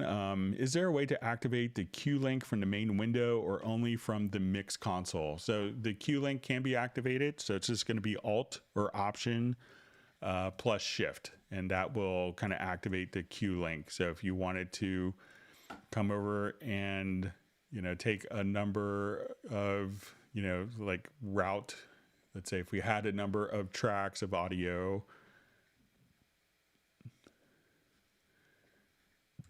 and I wanted to set these to all of the same, all these to the left output, I could just hold down Alt or Option plus Shift and just click on the left. And now at this point, the routing for all of those has changed. So you could do it from the main project window as well.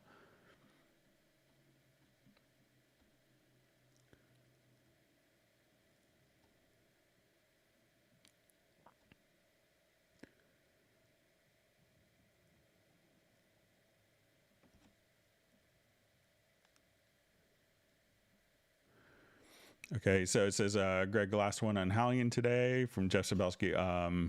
Cool Halion track, my own Chord VSTI. Tried to use Apache and Step Designer at the same time in the MIDI inserts, but that didn't work. Just got one at a time using Nuendo. So let's go ahead and I'll just take a simple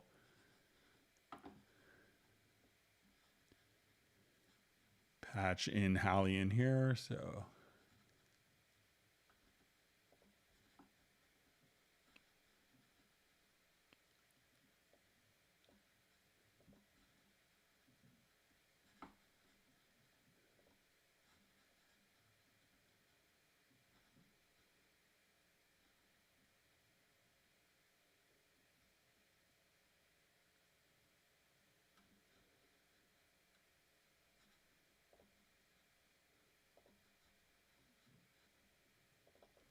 okay, so let's say if I'll just take this.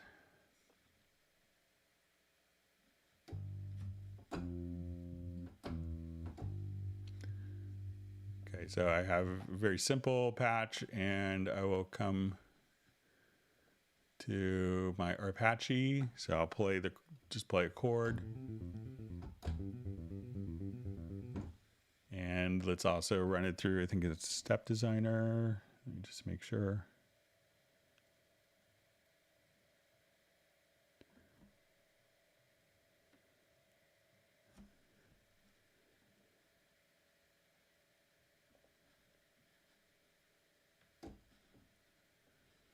Okay, so I will just kind of take my velocity here, see if we...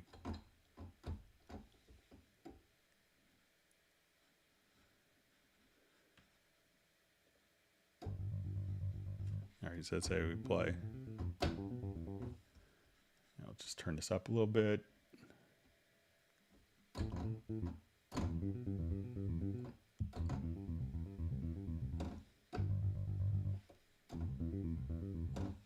All right, so I think that, you know, when we do Step Designer,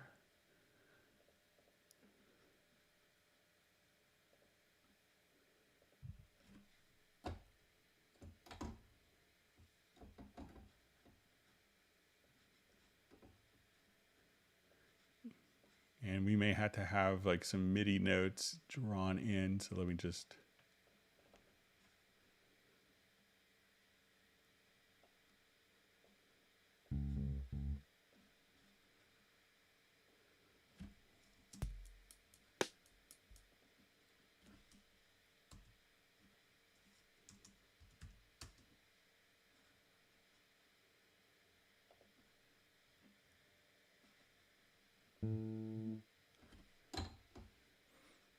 Okay, let me just record one note in here. So we may have to have a note for the Step Designer to kind of...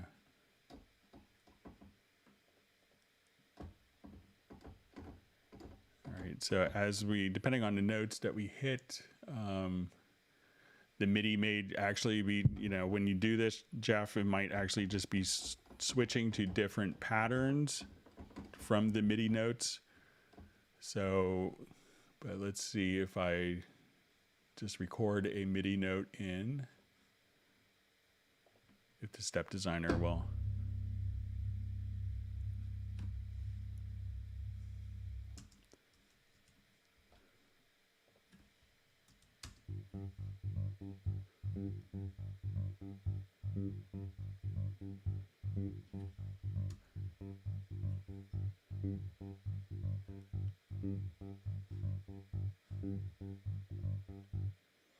So it seems like, they may kind of be conflicting against each other. So if you have the Apache first, that may not be feeding enough information into the step designer, and vice versa. I could play around with it a little more if you want to send me an email.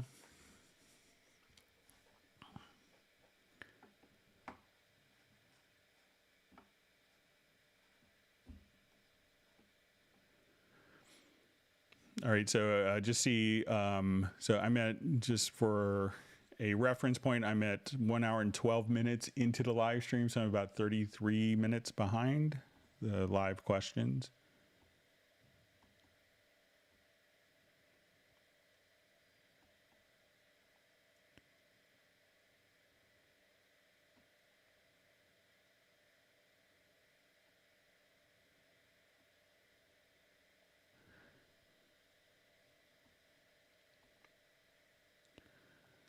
All right, so we see, hello, Greg, what's the shortcut key to multiply clips? Let's say a kick drum sample. So let's say if we have just like a little bit of a sample and you wanted to duplicate it. So if you wanted to come here, you could just say, Control D or Command D.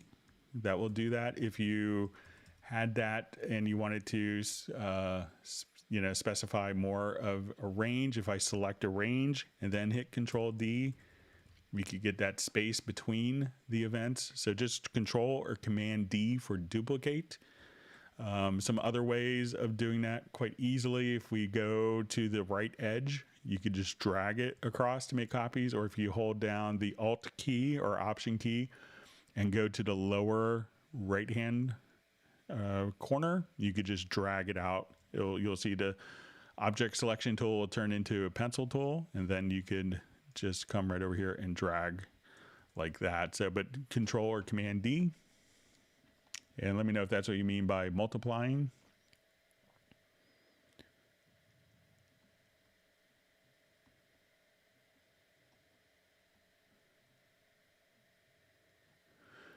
Okay, so I just see, Greg, can you explain why Cubase, okay, so this part, why Cubase's audio engine sounds better? I remember being in Frank Phil Petty's room at Right Track Studios in New York, kind of a world famous mixing room. And he did a comparison to between Cubase and Nuendo and other DAWs in like a very controlled environment for our product development for, I think it was the Nuendo product manager at the time. And and there was a pretty obvious difference that Frank appreciated the tone of the Steinberg engine, and a very interesting reaction we got from the Nuendo project managers. Like, we don't do anything to anything special to the audio engine, but we work really hard never to degrade the audio quality throughout the process. So when we're dealing with delay compensation, all of those things, can make a huge difference in the overall sound of the mix, making sure that, things are just done properly. So, I think that the Steinberg developers work really hard at not ever compromising the integrity of the audio engine. So I think that's kind of what makes the Steinberg engine stand out, is the attention to detail in all the processing, being that we can do everything in 64-bit, floating point precision, those types of things, those decisions that we made early on with the audio engine architecture, are still valid and working and successful today.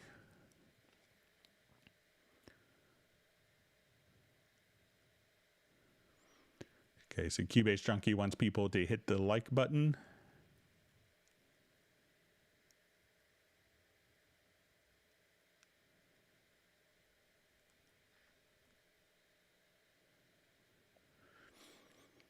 Okay, so we have a question. I'm getting frustrated every time I import an audio files. There's always one imported track that puts itself on the selected track. What could be done about that? So, maybe if I think it makes sense that if you import a bunch of files that one will go to the selected track. So let's say if I come here to a number of audio files,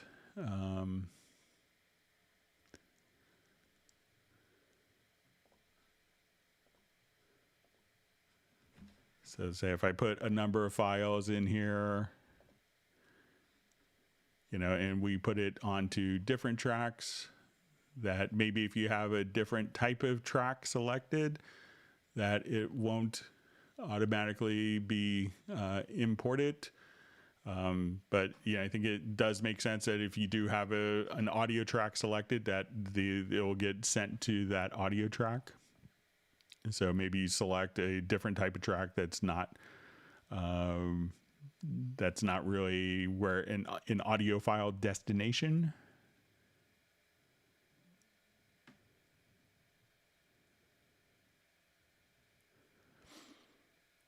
Okay, so we have a question. How do I use VST Connect to record someone else that's in a different location on a different DAW? So the other DAWs don't have VST Connect. So what the person that you're recording has to utilize is going to be the VST Connect Performer software. So they're not going to run it in their DAW. What they're going to do is they download, and if they're doing it on Mac or PC, it's a free program, but you could just go to the applications, and instead of them running it in their DAW, all they do is come over and just run it as the VST Connect Performer.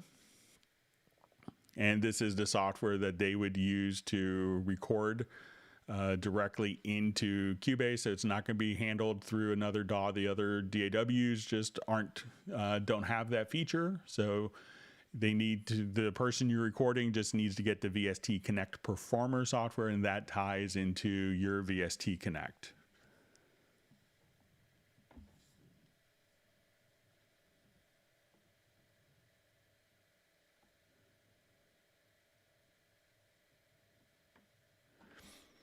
Okay, so we have a question from Quebec City. In the project setup, what is the difference between AIF and broadcast WAV files compared to regular WAV files? So AIF originally were the audio files that were kind of, and this is going back 20, 30 years, that were more used on Macintosh computers. And then you had WAV files, which kind of historically came up from Microsoft on Windows computers. So, so it originally kind of started off as kind of a Mac versus PC thing. Then a lot of, the WAV files became more popular. So more programs, both on Mac or PC or on other platforms, switched to utilizing WAV files. And broadcast WAV files generally can have more metadata, including like system timestamps. So it could actually, if you record an audio file, it could say, we recorded this starting at, 10 minutes, 15 seconds, and, in 43 milliseconds, that we could take that file into another program, and in Cubase, we call it move to origin. But you would just see move to origin, and the broadcast WAV file could have the additional metadata for like the timestamp. It could have the tempo information embedded in it. So, sonically, there's no difference really between the different file formats. Most people are gravitating towards broadcast WAV files because of the practicality of having additional metadata within the files themselves.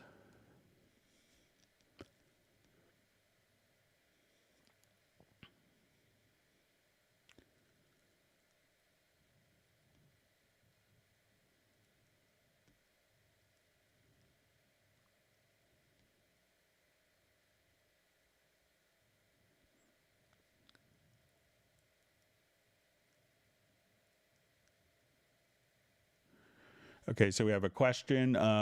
Hey, Greg, my question is, how do I use the dynamic EQ in frequency?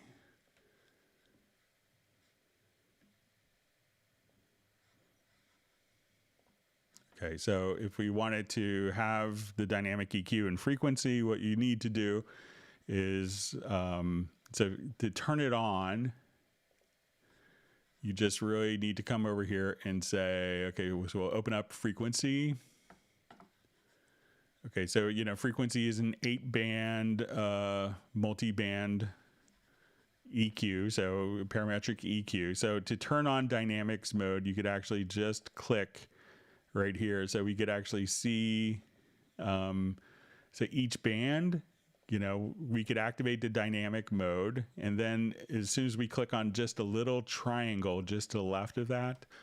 So what this is going to allow us to do is, let's say we go to band 2 here. Okay, so, you know, we could have this be on our stereo. So if we wanted to adjust, you know, let's say on our stereo track or the middle part of the panning spectrum, the sides, we could adjust that, or left to right. So we could adjust, you know, those independently. And sometimes when we see a multi-band compressor, we could see that it may do like the whole dynamic range between, like, you know, let's say, you know, between bands 4 and 6. So that's what band 5 would do. But maybe I just wanted to apply compression with a different Q factor. So let's say we go back to our stereo EQ, and I see I just wanted to apply my dynamics there. So for each band, just once you activate the dynamic mode, click just to the left, and now we could apply, you know, different amounts of compression and dynamics on each individual band. Now, if you wanted to see kind of everything, you know, kind of a more macro approach for a singular band, we could switch the view from multi to single. So now once I'm on band 2, I could see all the dynamics processing. I could see the EQ changes all directly in one location. And now we could switch to the other bands. But if you wanted to see multiple tracks, you could just come over here and switch between dynamics view and EQ view for each of the bands, or see a more comfortable perhaps approach where you could see all the parameters laid out for a single band.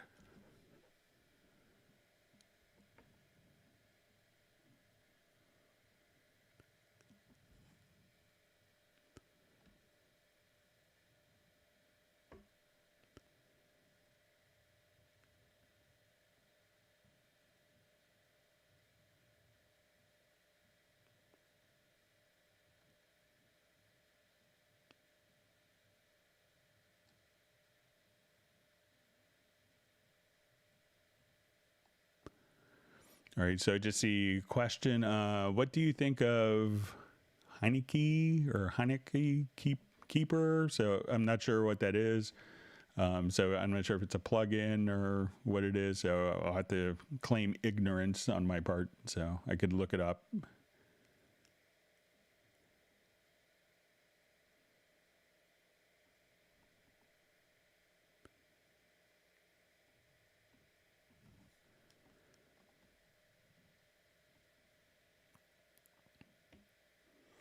You see, Jazz Dude just made another cappuccino, so now I'm really want my mocha to drink. So, and I have like another hour, 2 hours to go. So I'll be craving coffee. All right.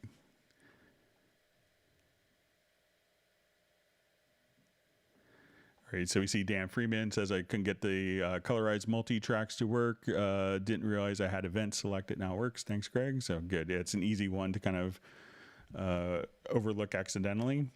So, and we have Andres checking in from Serbia. Thanks for joining.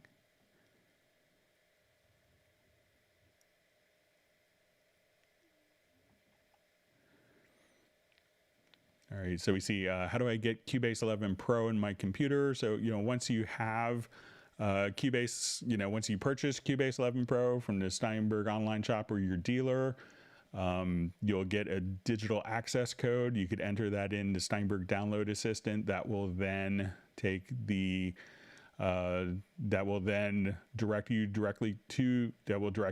the download. So you'll download and install from there, and that will also give you an activation code that you run the activation code, and then you'll have Cubase on your computer.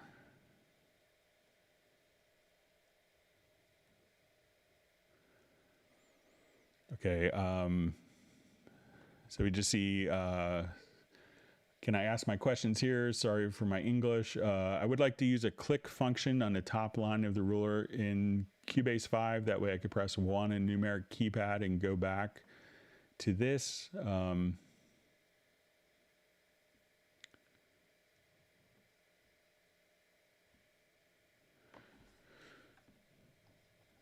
Okay, so let's say if I just come here, let's say if I, want to set my left and right locators. So I will come here and click on like the option left and control and that will set the right locator when I click in this area. So if I'm playing, let's say from this area here, so let's say we're playing that, now I could just hit 1 and that will take me, hitting 1 on a numeric keypad or hitting 2 on the numeric keypad will automatically take you back. So, if I wanted to just set up for, particular section, and you could also hit the letter P and that will set the left and right locator around the events. So if I just hit P, that will automatically set the left and right locator. And then you could, come over here and just, hit 1. And let me just take my arranger track off.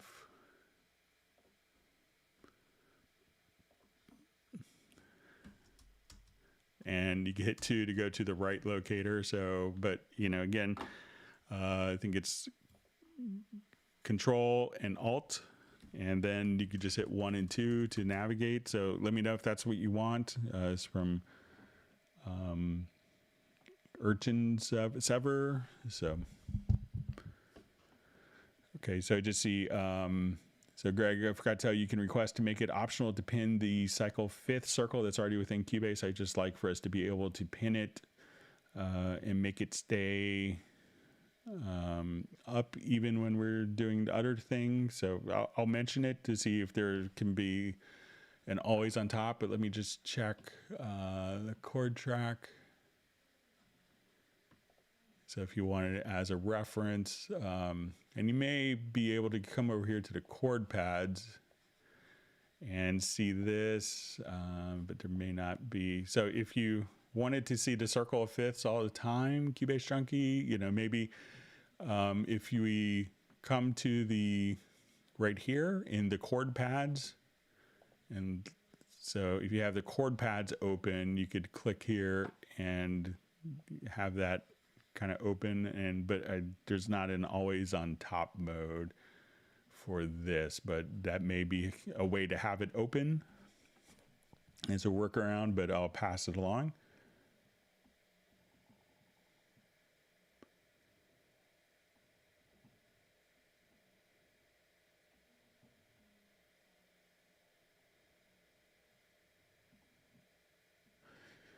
All right. Hey there. So we have a question. When I have an instance of Ozo 9 on the master bus in the template, Cubase frequently crashes when opening the template. Sometimes it takes as much as 8 times to open. Any workaround? So there's probably a good chance, make sure if you're running Ozo 9 that you have that you're running the 64-bit version and that you're running the VST3 version, but sometimes the isotope plugins get blacklisted, and a lot of people find it's like I can't believe that they're blacklisted, but they do get blacklisted often for a reason, because they cause system instabilities. So make sure that you're running the VST3 version and that you have You know, you're not doing any bridging from like 32 to, you know, 64-bit, that you're running a 64-bit VST3 version. And, you know, if it's still causing problems, you know, get in touch with Isotope. You know, you could have that track, you know, see if you open it without that plugin on. You know, if it opens up fine, then, you know, it sounds like you may have already kind of isolated it to that particular plugin.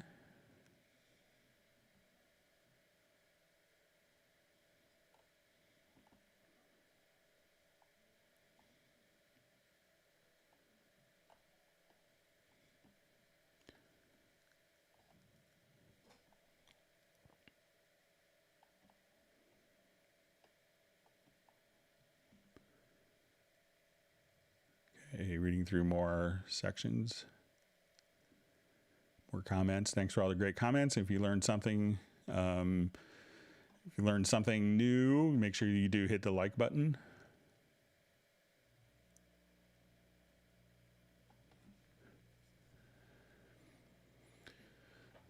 Okay, so we see from Dallas LaRue says, I'm getting into macros. Can you give an example of the macros you like?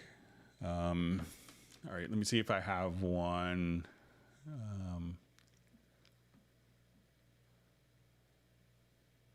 Okay, so I created one for breaths.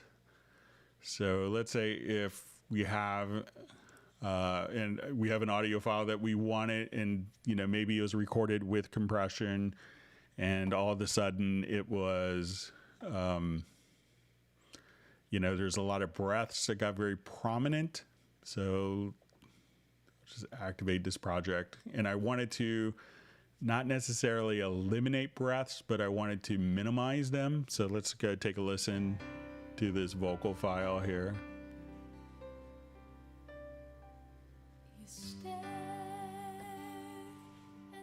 All right, let me just get this the right tempo.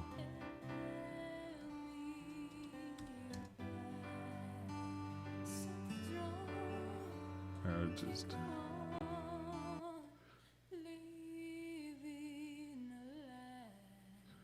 all right, so say as we're listening to this,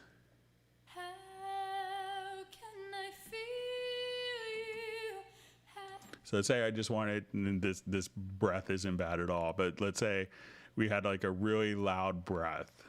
So I made a macro, and a macro, if you're not familiar with it, is just a series of keyboard shortcuts. So and I'll show you, and this is kind of probably an extreme macro. So I'll come over here to key commands.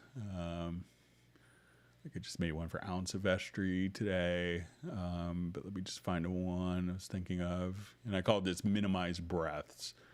So what this would allow us to do is to basically, with the range tool, select a range, and I'll make this a little larger so if you wanted to copy it, and I'll leave this open, but I guess you could pause as well. But basically this will say we're going to take the locators. I want to split the range.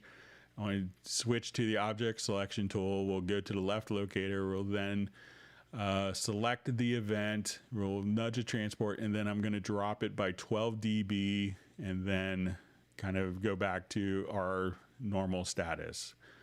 So instead of doing that, what I could do now is just come over here. I'm going to select the range.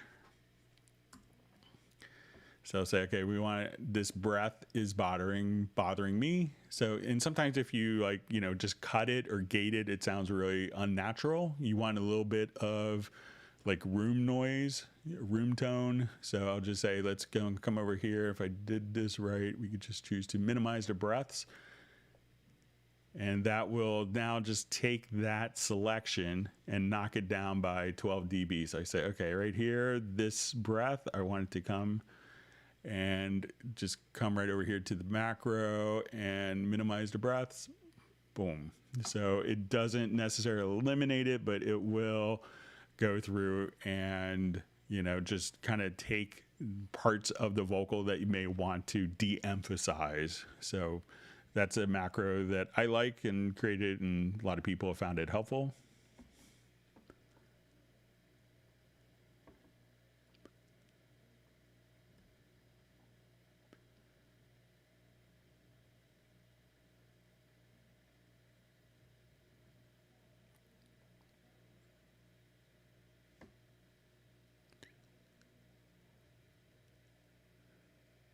Okay, reading through comments.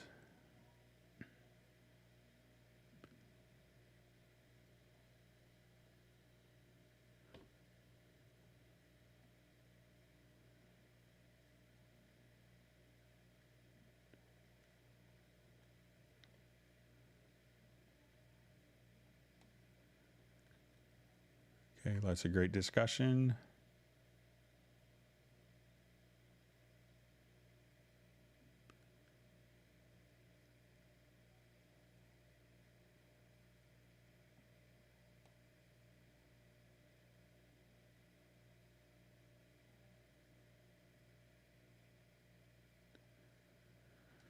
Okay, so we just see from Miller to Brown, I'm trying to do something akin to a shimmer reverb using only the multi-tap delay and pitch shifter. It can go -12 stereo, but only +7 O2 stereo. Any idea what I'm doing wrong? All right, so let's see if I could maybe figure this out. So let's say if we...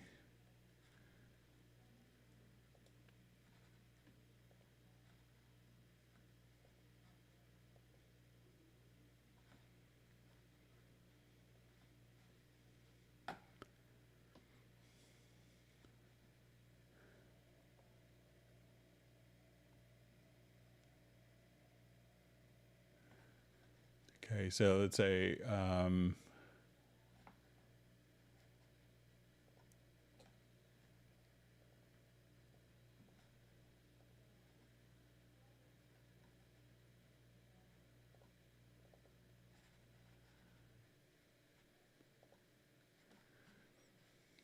okay, so let's say if we have, you said okay, so trying to make it with the multi-tap delay and pitch shifter. So let's say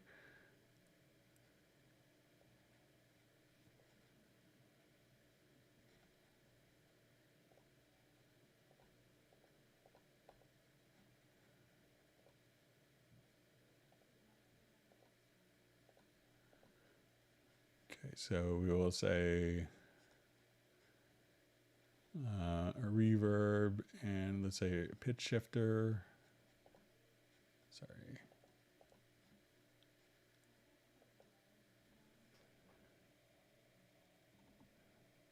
Okay, I'm just gonna reread again.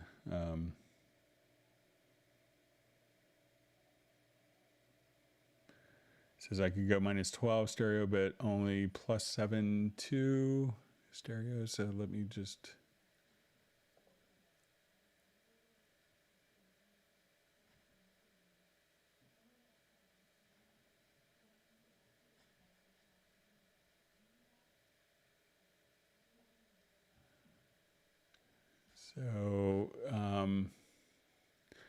So maybe Millard, if you want to email me just a screenshot of where you have those settings, that would be helpful. So if you want to send me a quick screenshot at Club Cubase at steinberg.de.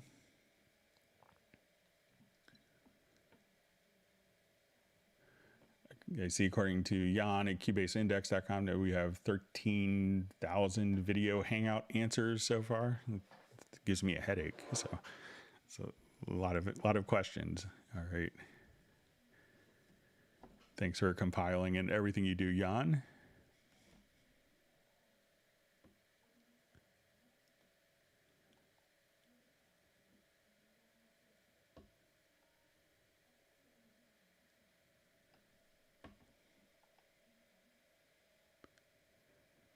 All right, and we have Graham Witcher checking in. Glad you could join us.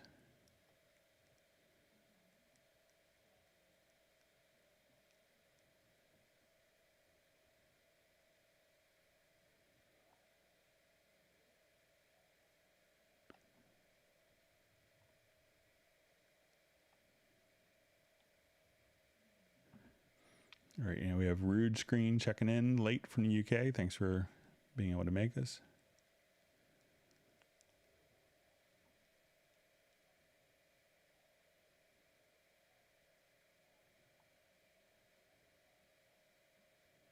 All right, and wonderful to see Sable Winters. It's always better when Sable's on.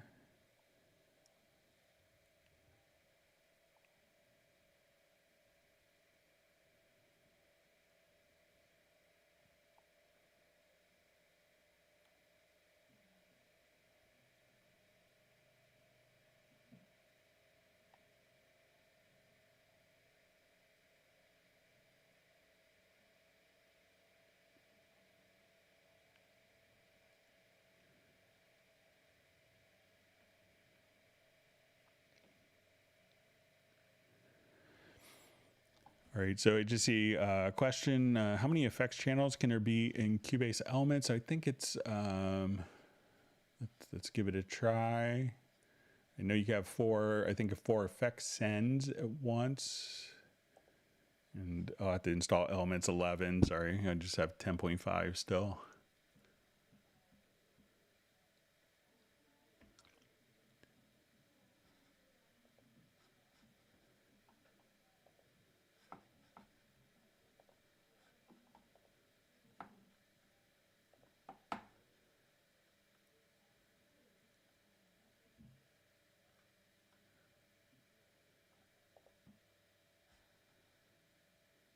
So it looks like there could be 8 effects channels in Cubase Elements. I don't think the number changed going from 10.5 to 11.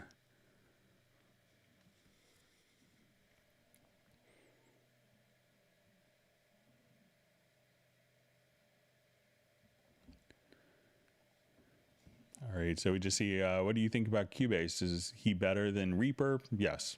So. And we do all these great live streams too. So.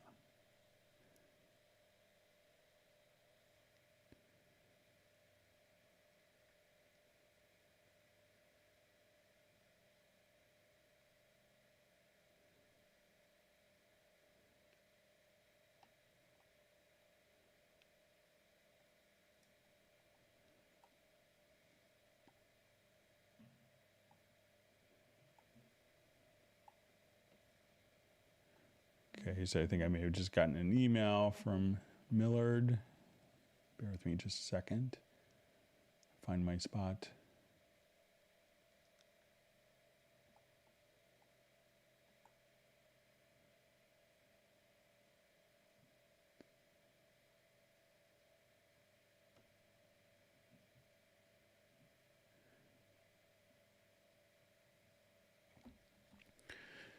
Okay, so we just see a question from Andy. I have 3 audio tracks of guitars, each in different tempo. How to group edit them into project tempo, Greg? So, you know, as long as, if you have, let me have kind of an example here. So let's say I'll just do a new project.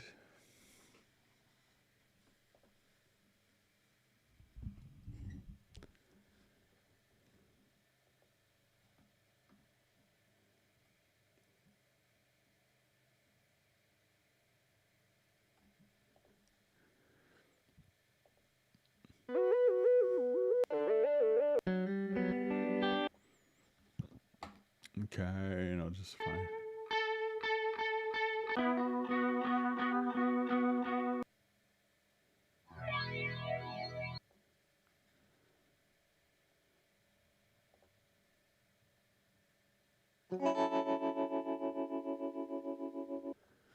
Okay, so let's say these are all on our project. They're all starting at the same time. So let's say I'll just come over here and let's move.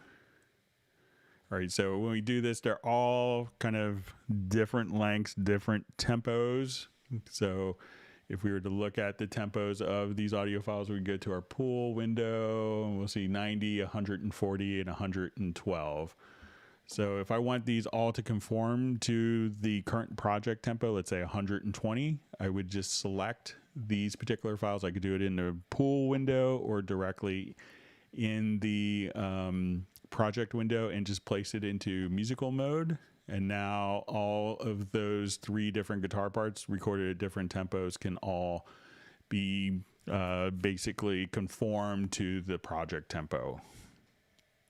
So we'll see what this sounds like. It may be horrible, but.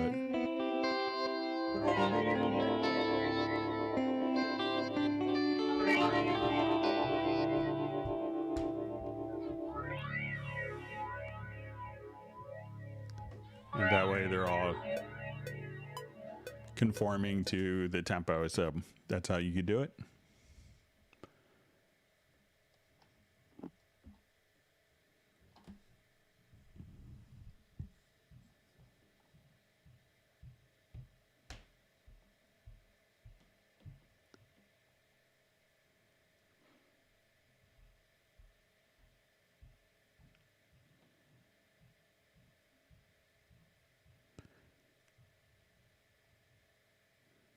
All right, so see Jazz Dude's mentioning it. He's running easy bass with the chord track in his Nuendo, so it shouldn't be a problem.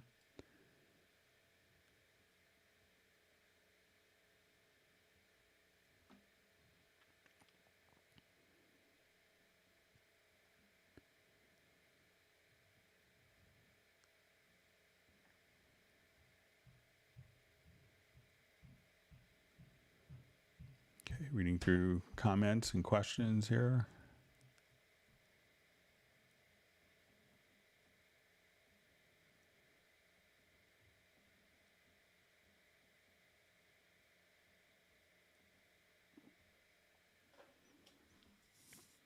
Okay, so I'm not sure if this is a question or just a comment. It says, when I start my project, the music is on and off, like stack and start again.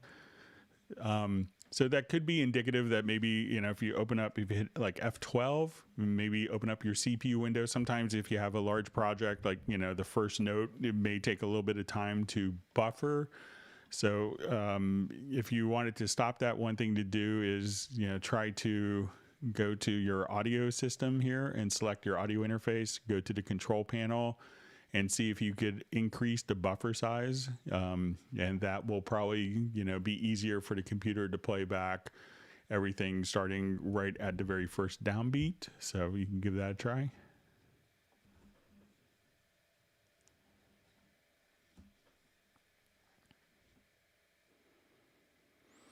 So I see Pablo's commented, we have Greg's computer full of our things. So I have a lot of projects on here.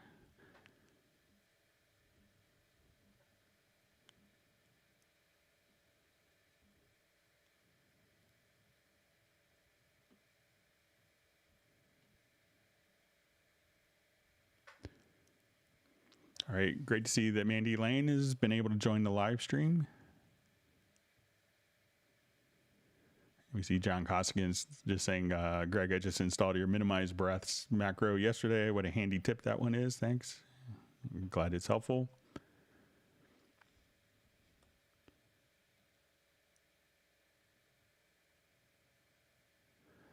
Okay, so I see from Millard Brown is, hi Greg, not stereo, but does semitones with pitch shifters. I think this we'll take a look at again, see if I can find it.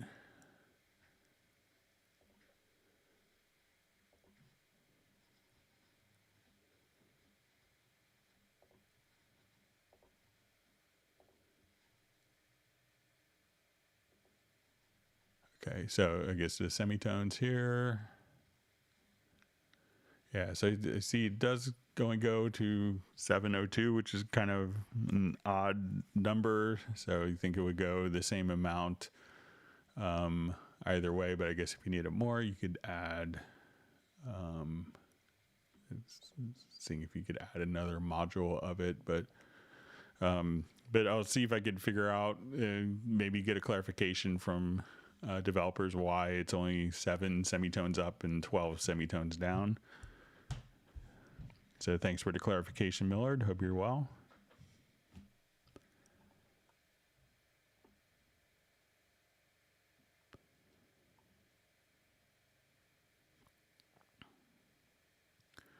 Okay, so just see a question, is Cubase included with Cubase 10.5 Pro? So if you buy Cubase 10.5 Pro, Cubase is a separate purchase either on the Google Play or the the Apple App Store. So it's not, so if you have Cubase 10.5 Pro, it doesn't give you a Cubase license. That's going to be sold separately. But if you're looking for is the Cubase's functionality and like the plugins and the EQs and the reverbs, are those in Cubase? That answer would be yes. So that way you could take your Cubase's project and load it into Cubase. But having a Cubase 10.5 Pro or 11 license doesn't give you the Cubase's license for mobile processors.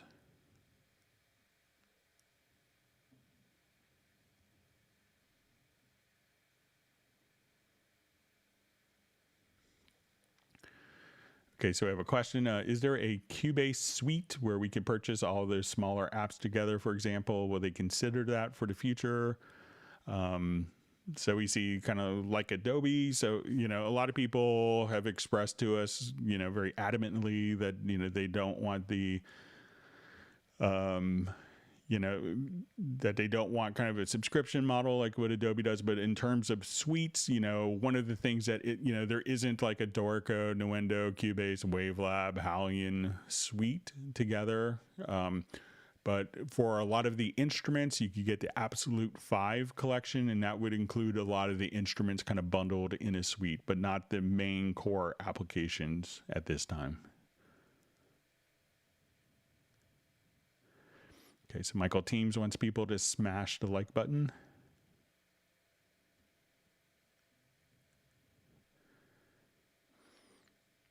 All right, so we see how to zoom horizontally in a way like you do vertically using the shortcut Shift F1, F2. I mean, is there a shortcut for this? So let's say if I wanted to zoom horizontally, I would just use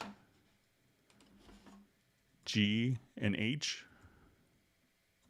And then if I wanted to zoom vertically, I could just use Shift G and Shift H.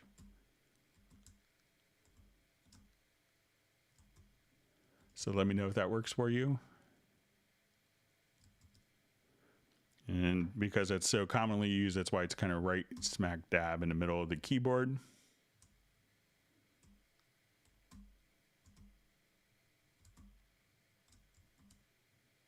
So let me know if that makes sense, if that's what you're looking for.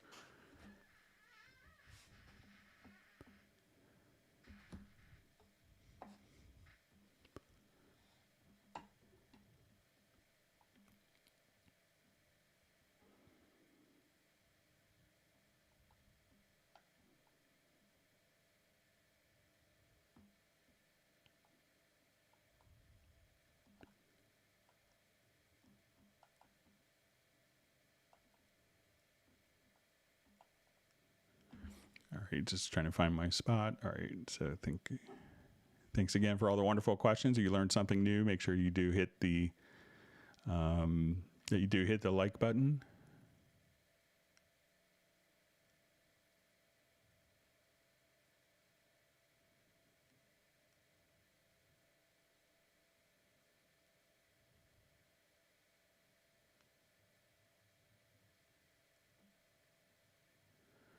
So we see Faces Forever says, I haven't used the multi-tap delay yet, so it's a rabbit hole, so you could spend a whole weekend in that plugin, but it's pretty amazing. So I think it came out in 10 or 10.5, and it did kind of like a 9-minute video you could see on the Cubase YouTube channels. It kind of goes through how to get around it.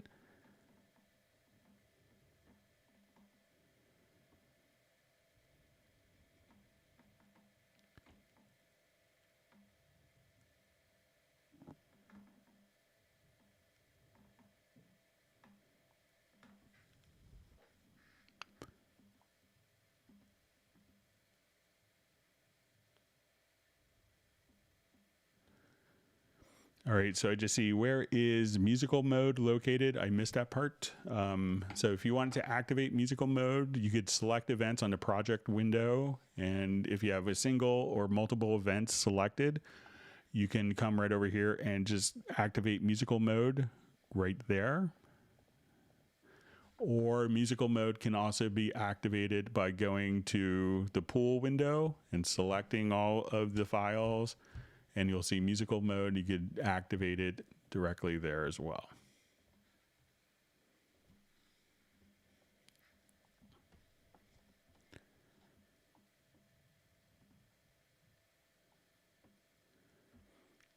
Okay, so just see where are we time-wise. So in the chat questions, we're at 3:21, so I think I'm catching up. And it's 3:29, so I think I'm 8 minutes behind.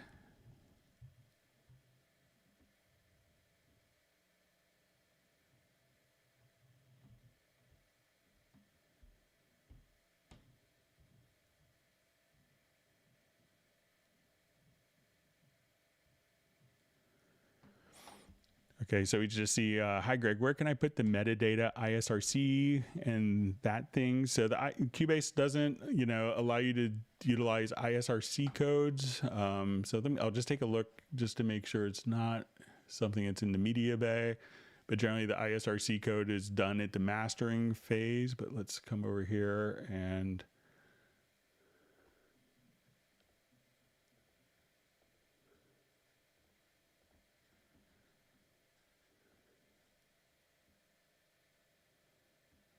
but if you wanted to do the ISRC codes, you could go to Wavelab. And so I'll come over here. Let's go to Wavelab 11. And I'll show you where you could do it here.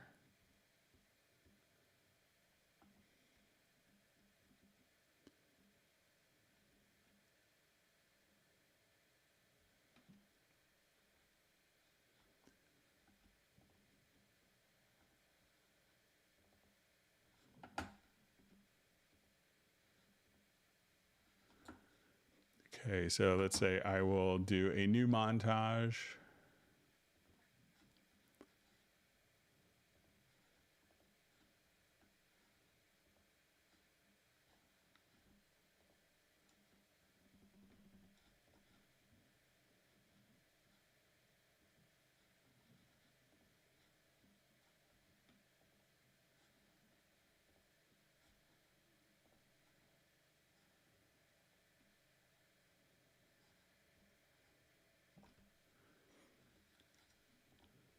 Okay, so let's say I have my CD kind of being prepped here. And now I go to the CD tab. We'll come over here to the CD wizard. And at this point, you could insert you could have the ISRC codes put in there. So, and just again, in the CD wizard, just come right over here, and that's where you could, put the ISRC code. So it's usually in kind of the mastering stage. So that's why it's kind of more appropriate to have it in Wavelab as opposed to Cubase, but Wavelab does it very easily. Plus all your DDP burning as well.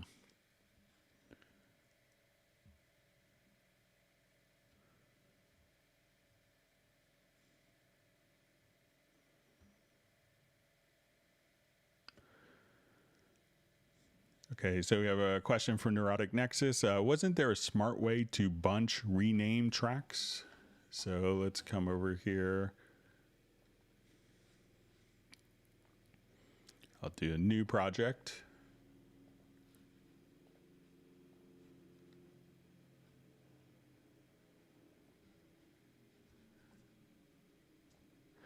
All right, so let's say I wanted to come here, I have all these tracks, and let's say I wanted to name these all like drums October 8th. So I will come over to the project logical editor, and we'll say we want to transform, and we'll say name.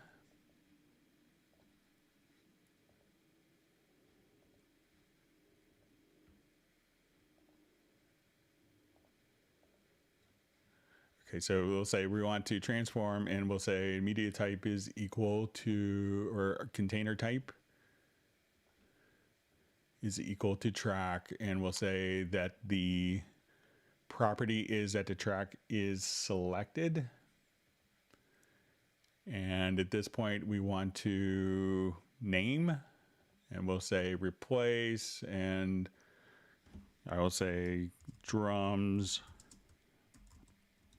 October 8th, 2021. So now I'll take all those tracks are selected and rename them just like that. So you could do different naming conventions using the project logical editor. So let me know if that's what you were thinking, Neurotic Nexus.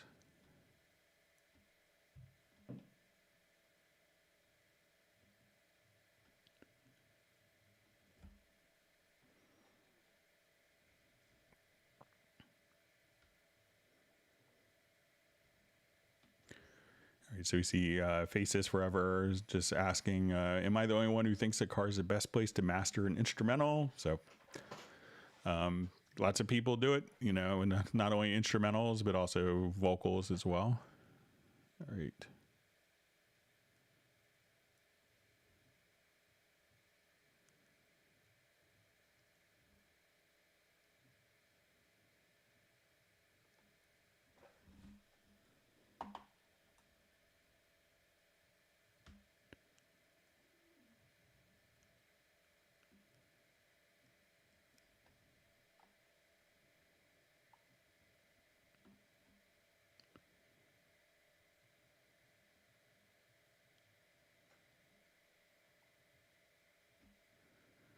All right, so we see Faces Forever just saying, Cubase seems like it could navigate a space plane.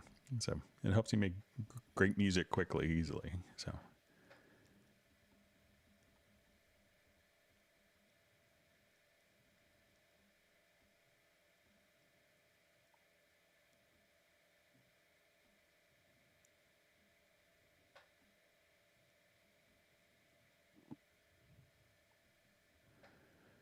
So we're seeing Cubase Junkie saying the multi-tap delay is the secret sauce. So it's a great plugin. It's probably the most comprehensive delay plugin available.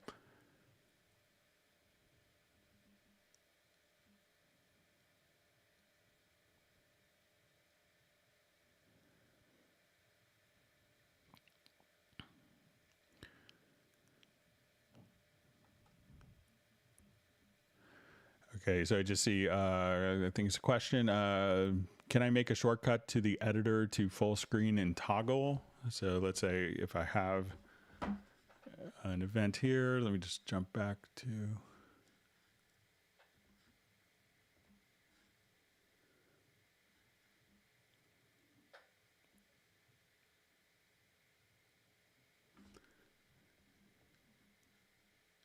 So I think there is a keyboard shortcut for that. I may have to look it up real quick, but I think it's just, so Command Option Shift Up.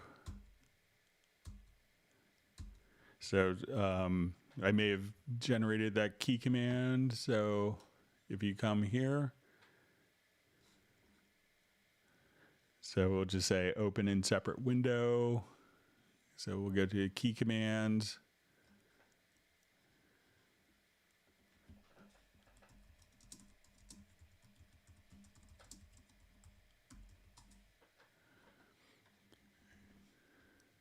So if you go to the editor section of the key commands, you could just say editors, and we could say, you know, open in separate windows, and you could do this for the part editor, the sample editor, the key editor, the in-place editor. So I just made it so that you could use the same keyboard shortcut to toggle back and forth between the two. So you can do that pretty easily.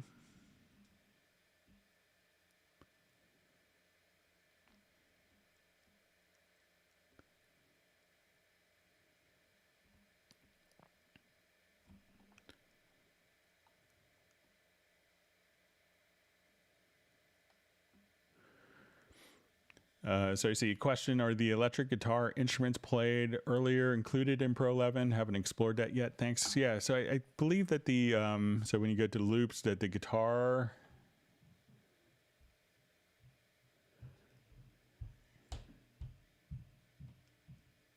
so I think that might be included, but it's just a guitar sphere. So it might be a separate library, but you know, you could check in the Steinberg download assist, and I'll just do that real quick. Might be part of another like plugin, like loop bundle. So.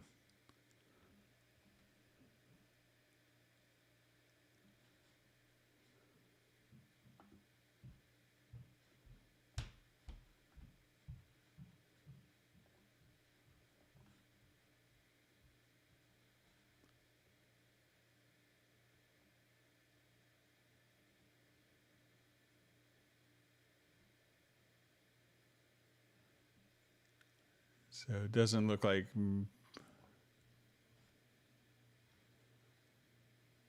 So it might be in the VST sound and loop collection. So it might be in there, but but I could see Sable. I could play around with it, and if you want to email me, and I could see if I can get that, if I could find out the exact location of it.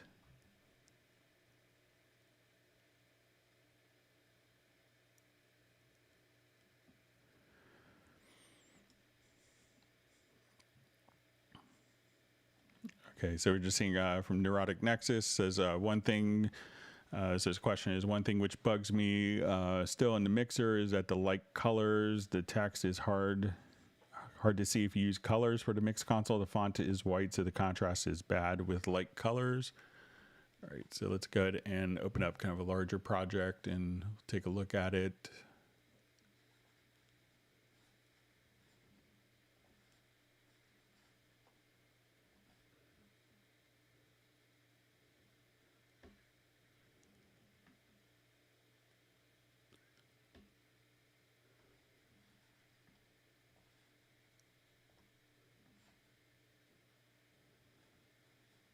So let's say if I switch this to lighter colors.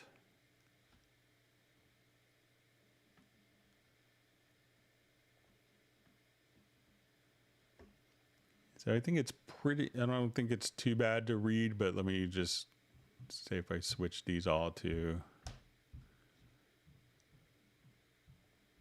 lighter colors here.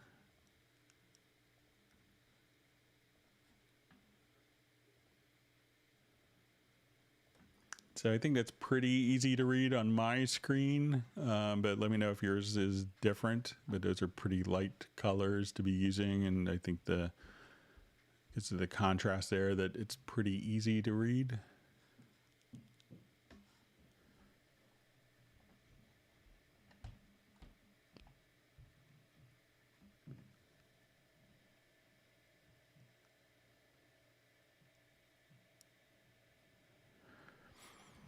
All right, so we just see follow on from question about just one big package. We'd really like to see Absolute 5 have all the instruments possible with nothing missing, would even cancel native instruments if that was happened. So, you know, obviously, you know, as you work with different libraries, like the cost of, doing really large instruments like Iconica, could be millions of dollars in sampling and editing and time and putting something like that together. So often when some of those things have reached, have made, a certain, revenue generation, that they could be, brought into other content, into more packages. But, I'll definitely kind of pass that along. I know it's very much, a model that people use, but a lot of times, if companies that do that tend to move towards a subscription scheme, which a lot of people don't want to do as well. So it's always a difficult balance to make that happen, but I'll let them know. And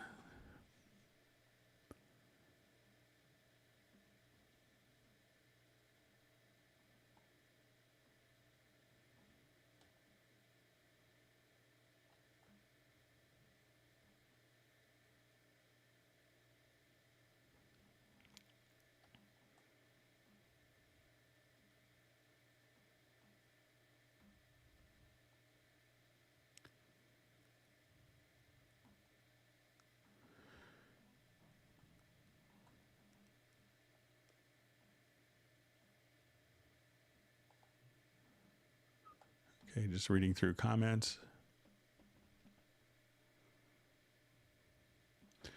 So I just see, hey, Greg, is there a way to make the font larger on Cubase? So, if you change your screen resolution, it's kind of, the font will get bigger, depending upon your screen resolution. But, to kind of have, it could be incredibly difficult getting all the same information conveyed within, like having, just say make all fonts, twice as big, and then, you wouldn't be able to read a lot of the information. So, so there's no way to kind of adjust the fonts. other than, changing the screen resolution of your computer. But I think it's pretty comfortable. I generally run Cubase at like a 1080p, like a 1920 by 1080 resolution. And I find it, and I have, really bad eyes. I mean, I've had multiple eye surgeries and, special eyes, as they would say. And I find it pretty easy to look at for long periods of time and pretty legible. So, I understand for people with vision issues because I am one of them. But, I find it, pretty easy to read overall, and for getting a tremendous amount of information, expressed, in a very efficient manner.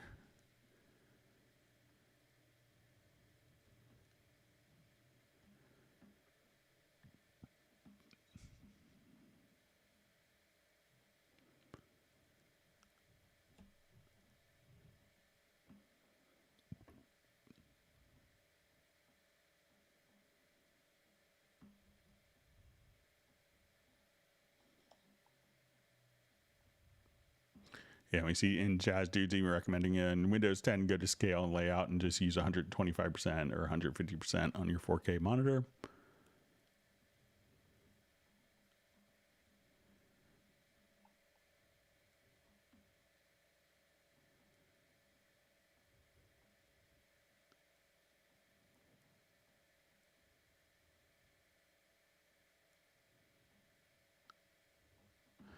Okay, so just see Neurotic Nexus saying the project about the renaming multiple tracks. It says, thanks, Craig, to Project Logical Editor. Of course, cool thing. Though I thought I'd seen it done directly in a track view, like hitting a key sequentially to do it slower step by step. So if you wanted to rename multiple tracks quickly, just double click in the first name, type, and hit the tab key, and that will take you to and activate the naming field of the next track. So just come here. Tab, that takes you to the next track, and off you go. So sorry if I misunderstood.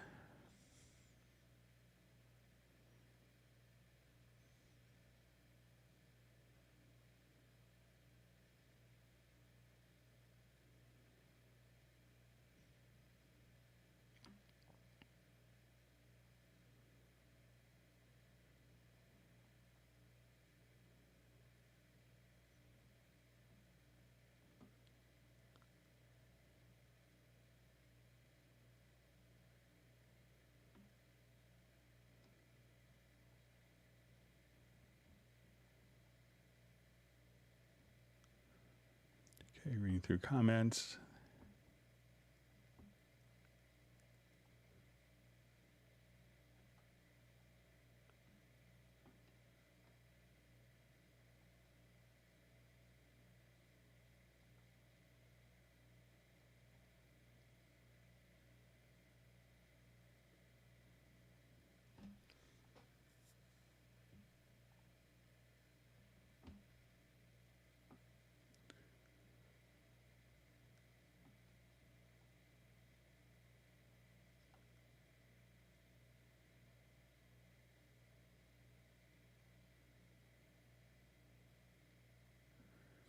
Okay, so I just see from Neurotic Nexus says I met the scale text for the level scale. It's maybe in the mixer, so let's say for playing along here.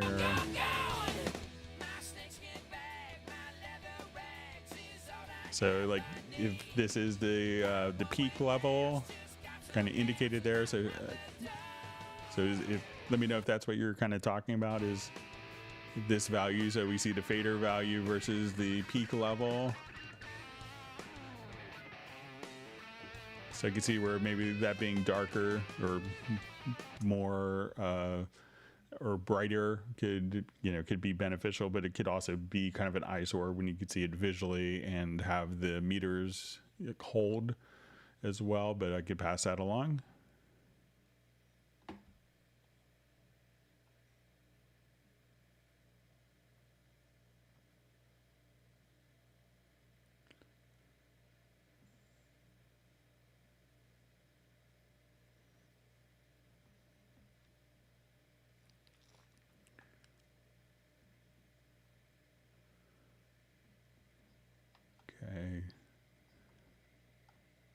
reading through more questions. Thanks for all the great questions.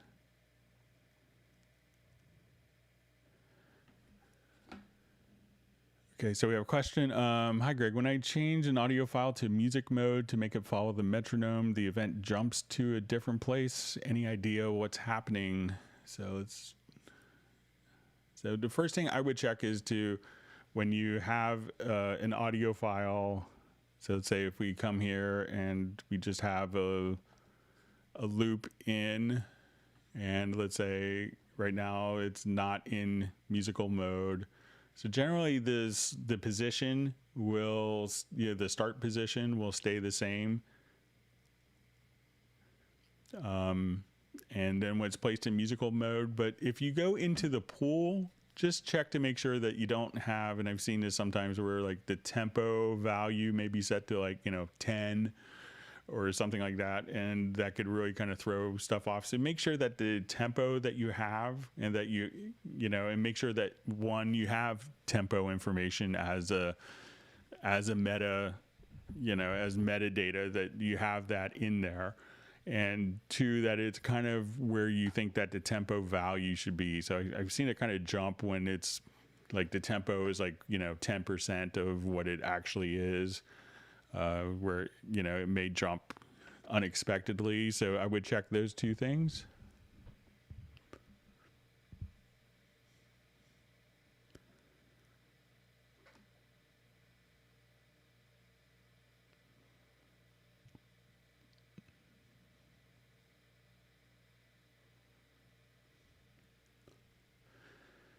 All right, so we're seeing some discussion on the scaling.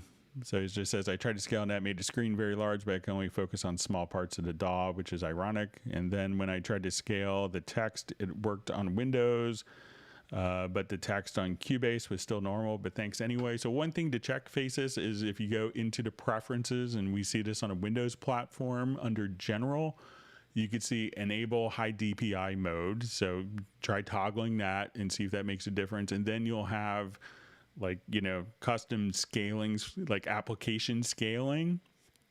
So you could also set that there from under the general preferences on Windows. So try that, and you could probably find the good balance.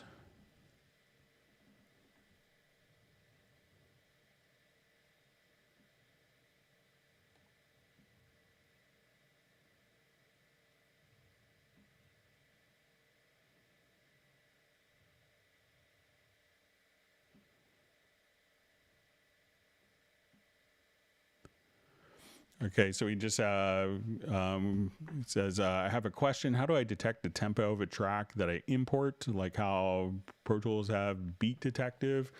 So usually Beat Detective is going to be more for kind of like drum quantizing, I think. I'm not an expert in it, but if you want it to do tempo detection on an event, it's really easy. All you have to do is to select the event here. So we'll just take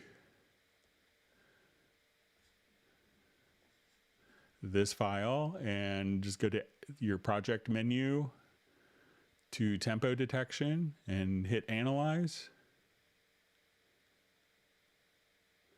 And that will come up with the tempo and map the tempo of your audio for you. So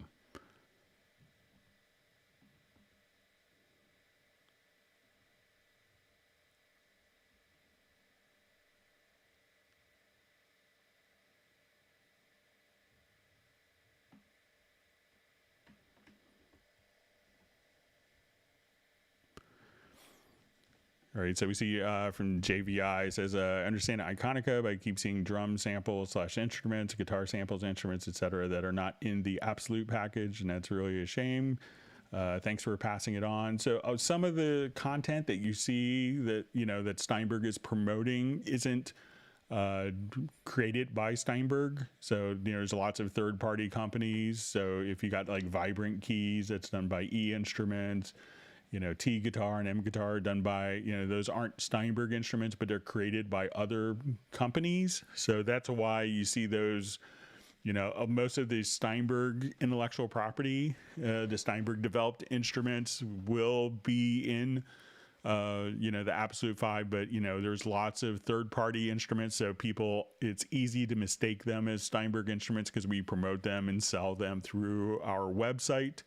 But a lot of those are just companies that are, you know, in business for themselves, and you know, they are often, you know, fantastic at coming up with sound design, but they may not have like a whole business plan to sell, you know, their instruments and come up with all the marketing costs. So that's something that we do for them for being in the Halion partner program. So that's why you don't see some of the content that's sold separately.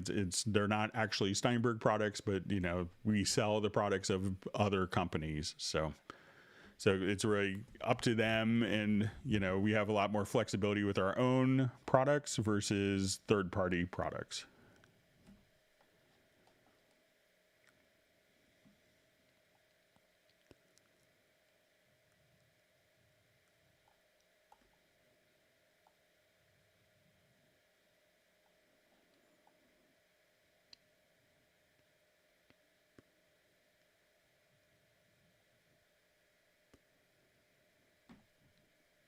All right, so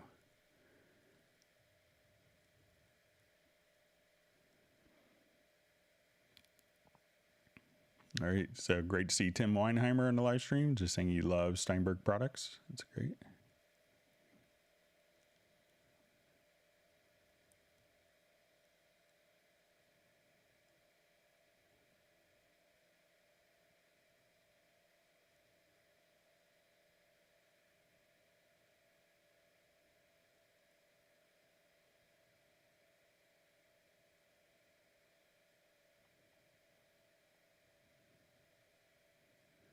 Okay, reading through more comments.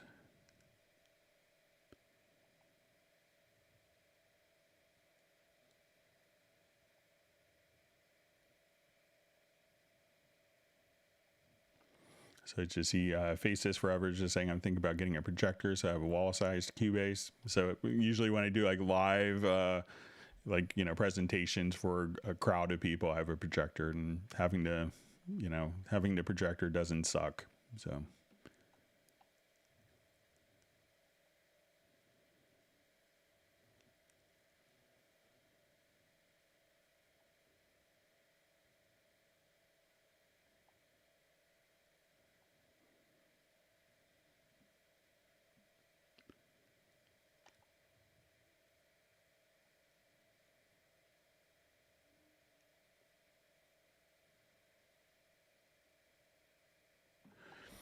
Okay, so just see a question. In Cubase 11, the LUFS meter in the mixer shows the wrong reading of integrated loudness in LUFS as compared to the value of the integrated LUFS seen in the audio statistics. So I think, if I'm not mistaken, so let's say if we take a look at, like if we have this file playing, you know, that we go to our meter, that the integrated loudness will measure for a certain amount of time. And this is, you know, constantly evolving. Whereas if we do the audio statistics,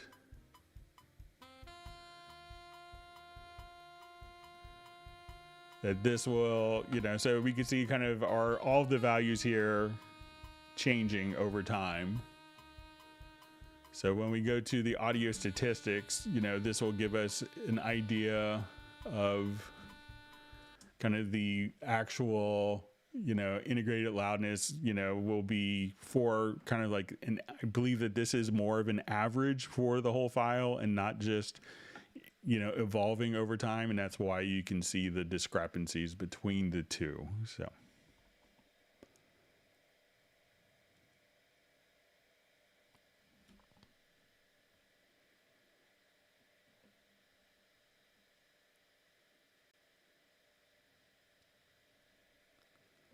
Seeing a lot of discussion on monitors and how far to be away from your monitor.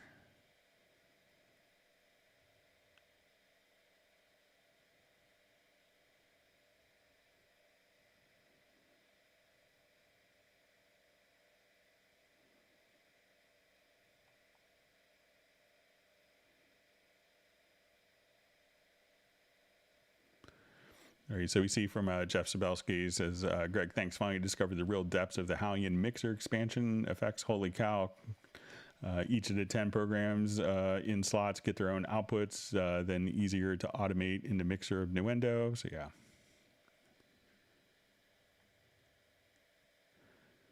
All right. So we're seeing Terry Dean is going to get a wall-size touchscreen. So that's good. All right, so we're at 4 o'clock and so about 3 hours in. I know we had questions. I think I'm caught up with the live questions finally, but let's see if I could jump over to some of the other questions that were submitted in advance.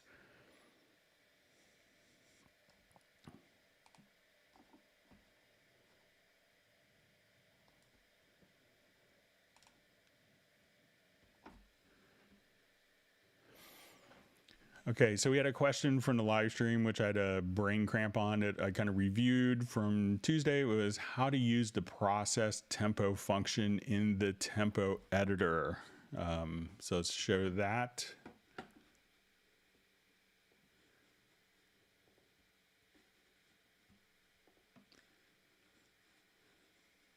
right, I'll just...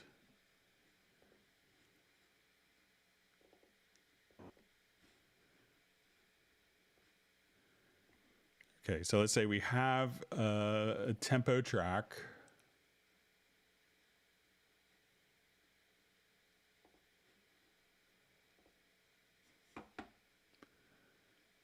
All right, and we're going to have different points. Let's say on our tempo track here. I'll just take this out of musical mode. All right, so...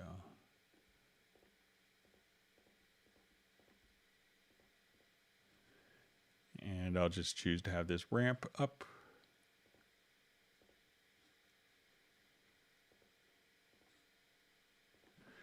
Okay, so let's say now, you know, we're doing something maybe to a video cue, and I have these tempo events, and we're having this tempo event end at, I'll just add a ruler track.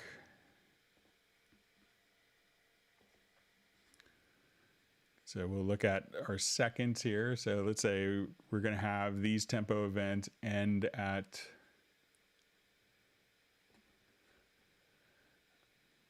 measure 26, which is, and I'll just switch this over to seconds here. So when we do this range, we could have this end at 50 seconds, 50.658 seconds. So there's a lot of confusion, like how to utilize this. So let's say I needed all of these tempo changes, and I needed to have their flexibility here, and I needed to have all the changes, but I needed to spread it to a different end position. So let's say I need this to go to, instead of, I need it to end right here in time of the video. So we could just say, we could look at this in seconds or time code, and we could say, okay, our new end position, we'll just say is going to be, and our cursor will say 58 seconds. So I'll come here, 58.00.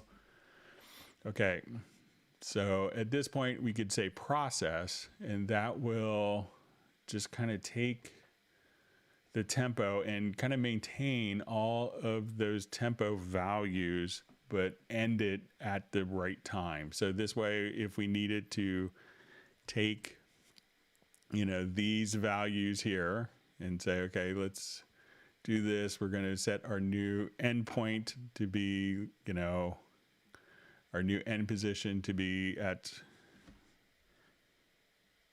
0.01.0.0.0.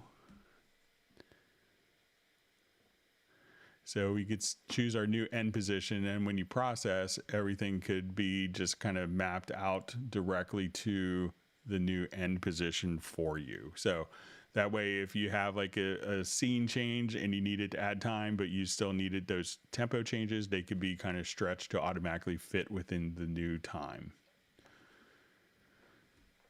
Okay, so we got a question mailed in. I have a question with respect to the Cubase Arranger. When I use the Arranger tool and, for example, loop a 4 bars verse and chorus and let the Arranger calculate how the arrangement wave files will be cut at the beginning and the end of the 4 bars, it is no longer possible to fade out the wave lines in the 5th bar because there's a hard cut. Is there a simple workaround? All right, so let's come over here and I'll just do some arranger track. So let's say if I wanted to add an arranger track here, and I'll switch this to bars and beats.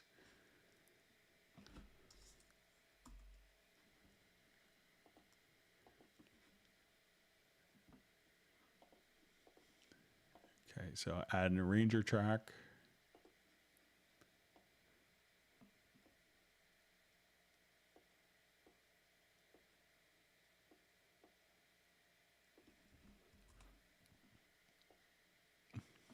Okay.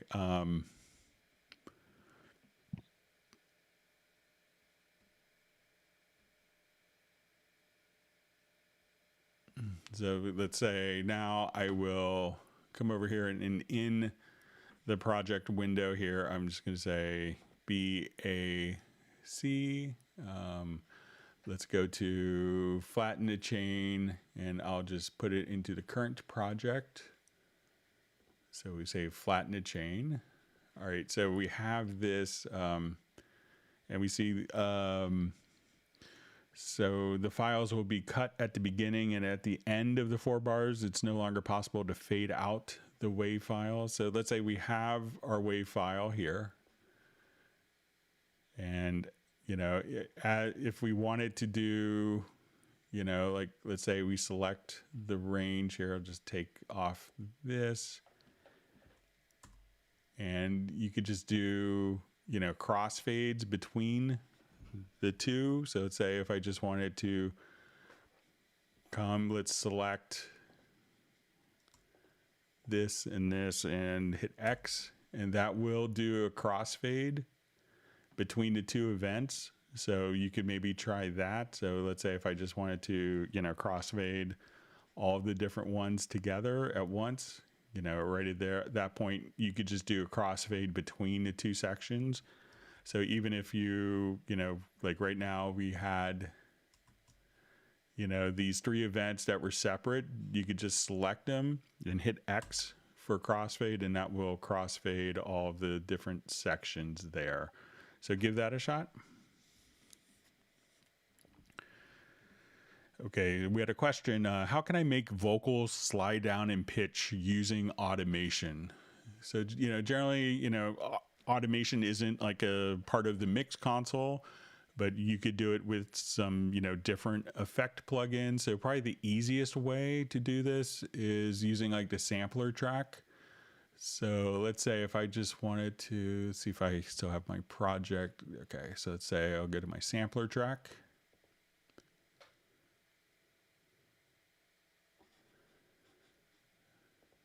All right, so say I wanted to just take this particular file here and no time to hesitate, it's all been done. So at this point, I think we could, so, you know, I could trigger just a sample here. No time to hesitate, it's all been done. No time to.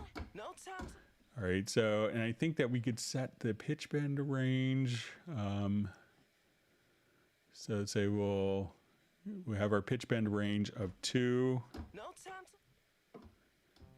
And I think I have my pitch bend set for something else in the generic remote, sorry. But all you had to do is if you just drag and drop the vocal directly in. Let me just see if I could get rid of that generic remote. Hang on just a second.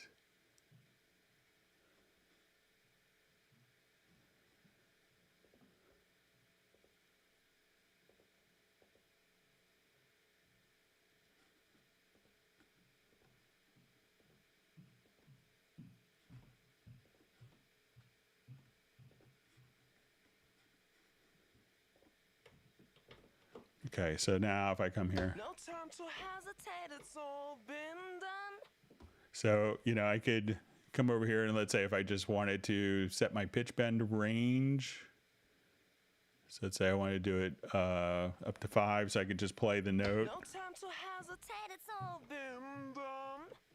No time to hesitate. And if I wanted to do this like with audio warping, no time to hesitate, it's all been done.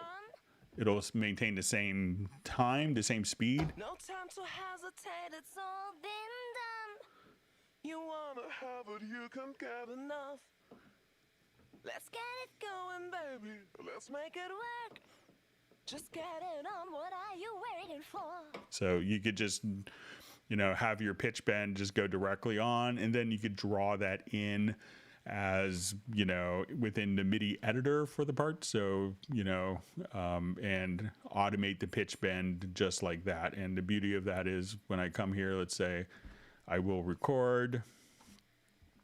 And as I'm just record that particular sample, I come here and just say, no time to hesitate, it's all been done. You wanna have it, you can't get enough. so we look at this and we could now match up. We can see our pitch bend information, and let's just make this larger. And if we say, okay, our pitch bend, we had, let's say, set to 5.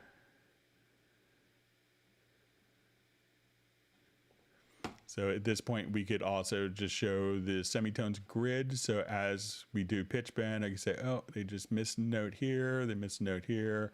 And you could, as you go to draw in pitch bend data, you could just say, okay, right here, we wanted that pitch bend, and we wanted it, you know, to be 2 up, or they just were flat or sharp. So you could actually just kind of do automation of vocal pitch using just dropping into the sampler track and move your pitch bend wheel. I remember working on many hit records where that's how we did like big, huge records that, you know, when I worked in studios in New York, and that's how we did pitch correction, often just, you know, sampling into an Akai S1000 and drawing in pitch bend until you found the right amount of pitch. So it was a common practice. So this is great if you're getting paid by the hour, because it took a long time.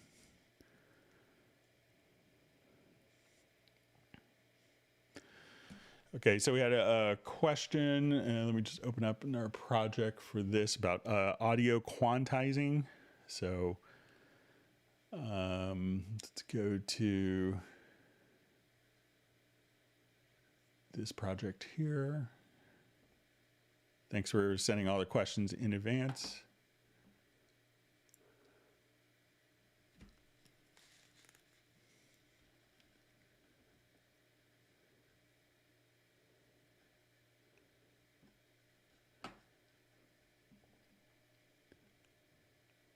Okay, so the question is, when I edit an event, I use 8th note quantized resolution. I use audio warp. I'm seeing things I don't understand.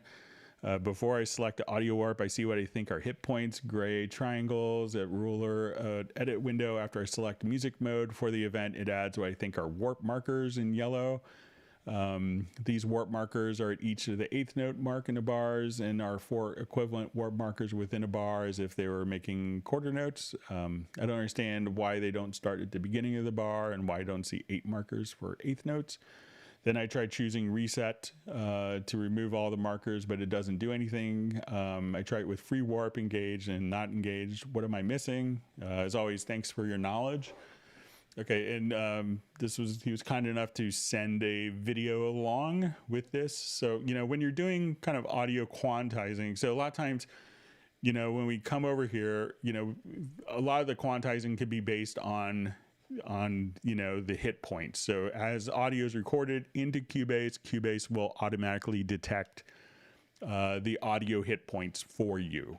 So once that is done, you know, so if I wanted to quantize this event, I don't even have to really go into warp markers. So let's say I'll have this event, and I'm going to go just activate the warp quantize here, and let's set the values here to 16th notes, and I'll hit Q on my computer keyboard.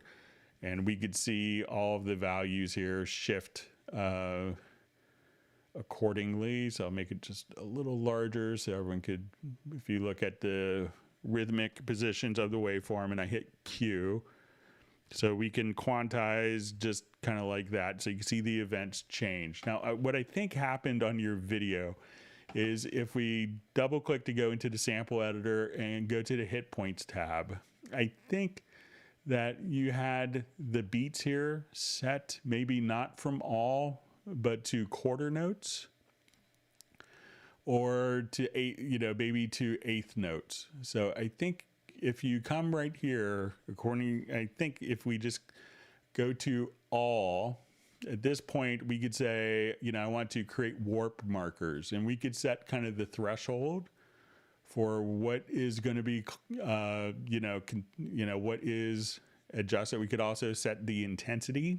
So now I could click on create warp markers, and then when I go to the warp editing here, we could see the warps that are applied directly to. So if I wanted to, quantize this to eighth note triplets, I'll come over here and we could quantize accordingly like that. But, if the actual hit points are set to, so we'll go back to our hit points, and if these are set to like quarter note, so now when we go to, create the warp markers and we go to audio warp, if we started the whole process again, we would see these based upon, let me just come over here. So I will quickly reset this and do it with, all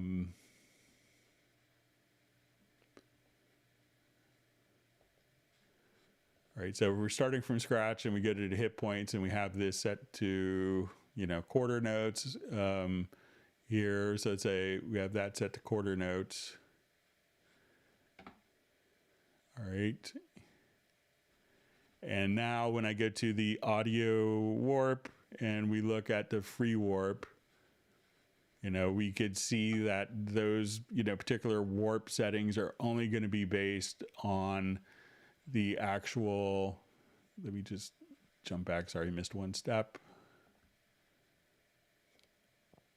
So now those warp markers are only going to be based at that particular rhythmic level. So it's not going to be based on content, but based upon the musical grid.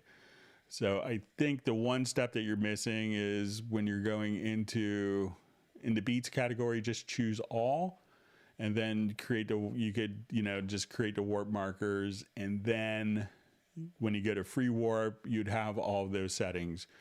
So, and since it's hasn't done anything, there's nothing for it to reset. So if I click on reset, we could, we could see that some changes would be made, but, if we have, but you may not see a lot of the edits actually kind of take effect until, if you haven't done anything, then when you reset, it would reset all the changes. So try that one setting in the hit points in the sample editor and try to set the beats to all. And I think that will help.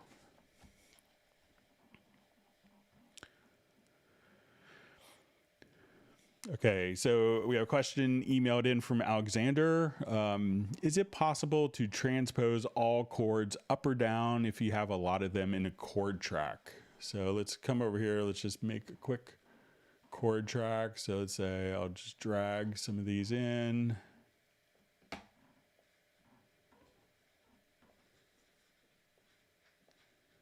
Make a lovely chord progression there. All right, so let's say I want to take these chords. So if I wanted to select the chords, and I think if you go to the first chord and shift and double click, you could select all the chords. From the info line, you'll see the root key, and here you could just use the mouse scroll wheel to go up or down to transpose all of the chords directly there. So just use that and use your mouse scroll wheel, and that will allow you to do all of your scrolling and transposing of all the chords on the chord track.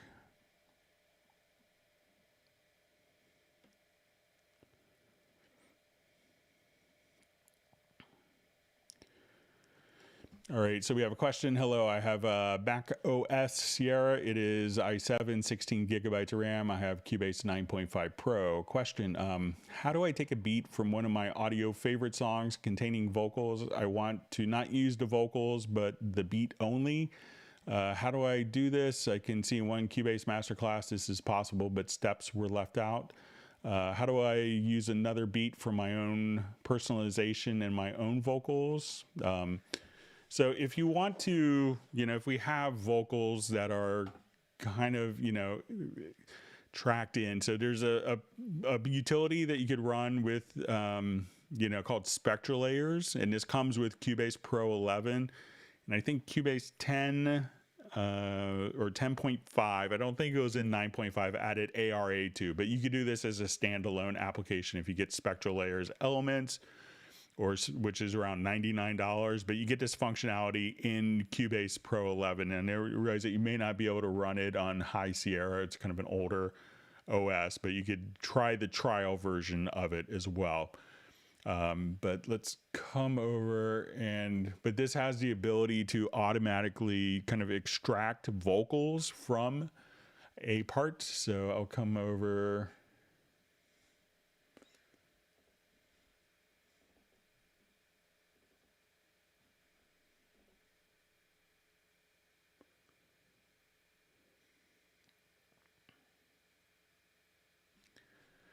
So let's say if I had a recording with just vocals and drums and bass, guitars.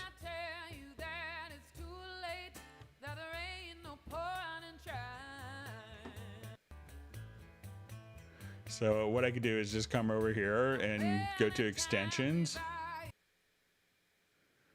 And we'll open up spectral layers. And if we go to processes, I could come or under the layers menu, and here we could say unmixed stems. So in Cubase 11 you'll get the spectral layers 1, which is kind of a scaled down version of the it's a scaled down version of the full version, but I'll just show this to you. So we'll say okay, and but the full version of spectral layers, you could actually extract the drums, the bass, the guitars, vocals, and keys kind of all, separately. So it's kind of doing its thinking right here.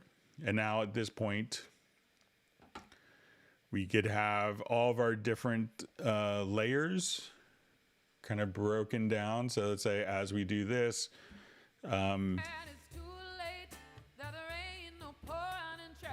and here we're kind of seeing like almost like the side of the waveform, like if we were to turn the audio waveform around. But if I wanted to just solo the vocals, or if I wanted to mute the vocals,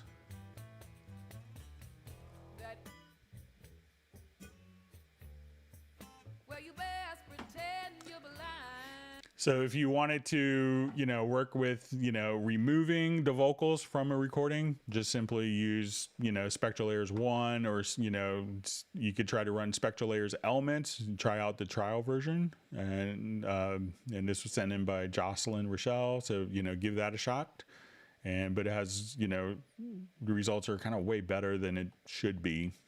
It's almost, I often refer to it as kind of like, taking the eggs out of the cake after you baked it. So it's pretty remarkable. All right, so we had a question mailed in. If an external MIDI device is connected to an interface, then via USB to a computer, then into Cubase, it seems there are 3 points of MIDI data transfer. If the same external MIDI device is connected via USB directly to computer, then into Cubase, would this help to reduce MIDI latency? So a lot of times, the latency that we're seeing, theoretically, it really, taking the USB out from a keyboard into or taking a MIDI out into USB MIDI interface versus the keyboard having a direct USB connection, there probably isn't a huge difference. It's not that much data that's being transmitted. There could be some, if we get into having more, like measuring down to milliseconds, you may notice something, but I kind of go back and forth. I have two controllers. One is a direct USB connection. One is going into like from a MIDI cable going into a USB MIDI interface, a rack mount. And there's no perceptible difference when you're doing it. And so, generally MIDI itself doesn't have much of a latency. It's a very small amount of information. Latency can often be attributed, with using virtual instruments on the playback. Like if you have effects, where the effects, if you have like, virtual instrument and you have like, something like somebody mentioned Ozone 9, that would be a plugin that could cause a lot of latency. So I wouldn't worry about it. There are some people that can feel the difference, but I think generally, once it's kind of going into the computer, that the operating systems do the time stamping of the MIDI data. So I think it'll be pretty similar. So I don't think, even though it's kind of going an extra step, that it will make a perceptible difference. All right, let's jump back to our live stream. So thanks for all of the great questions. Let's see if we have some more questions that were generated while I was on the emails.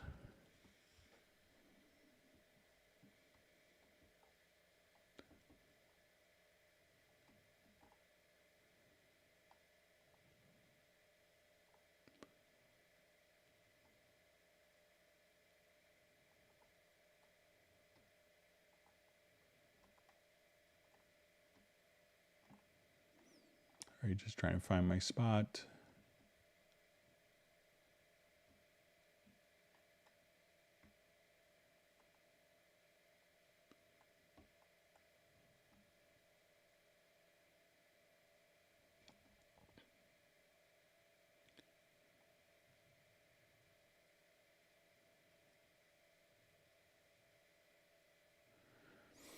Okay, so I just see a question. Just make sure.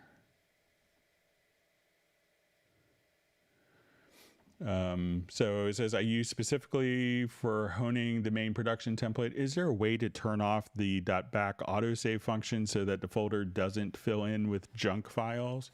So if you wanted to disable the autosave, just go to your preferences in Cubase and go to general, and then autosave, just uncheck. And then it's not going to do the autosave function for you.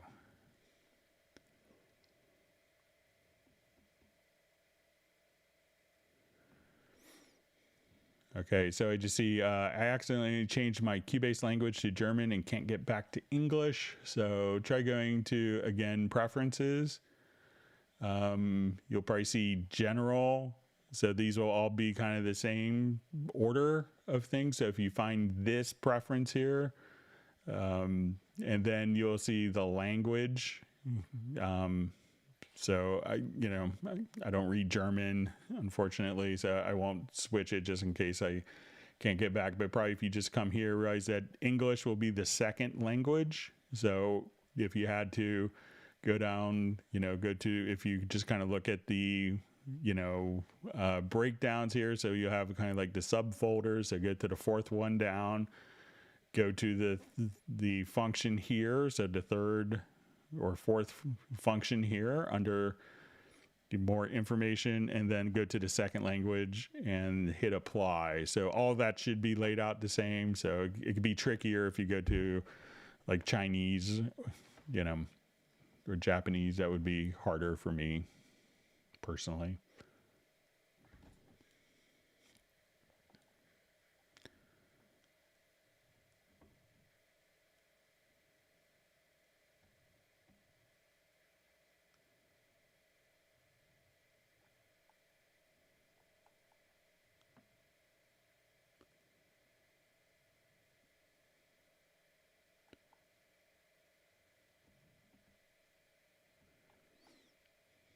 All right, so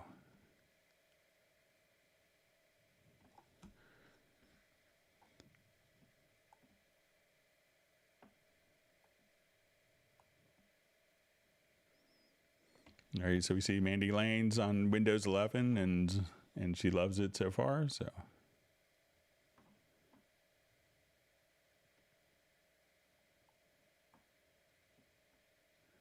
All right, great that David M. from Liverpool could make the live stream.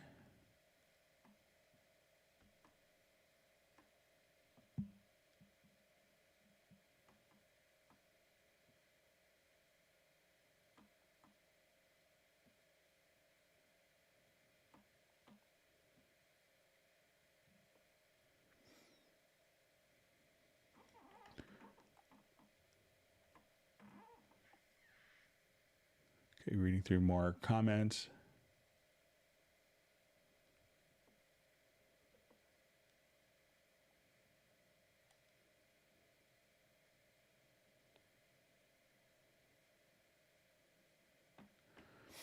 Okay, so we have a question. Using the drum editor, how do you draw in patterns on just the upbeat or every other step?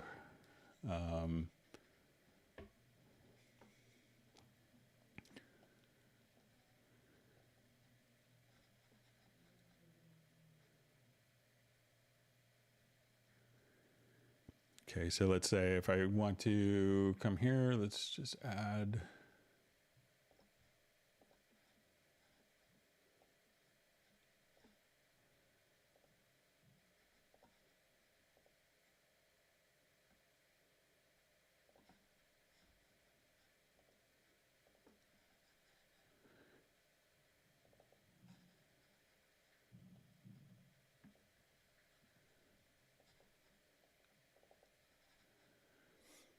Okay, so I don't know of a way to have it automatically skip. I mean, there's some, so if I have this, I'll just close this out.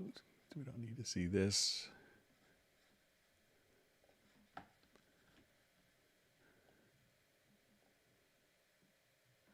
So if you want it on the offbeats, so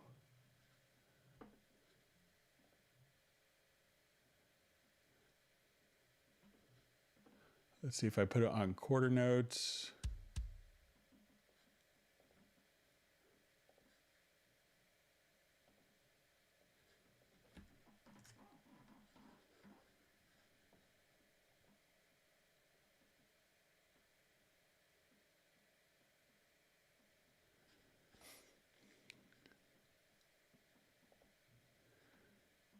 So there's a couple, let's say if I come here to, let's see if I can do.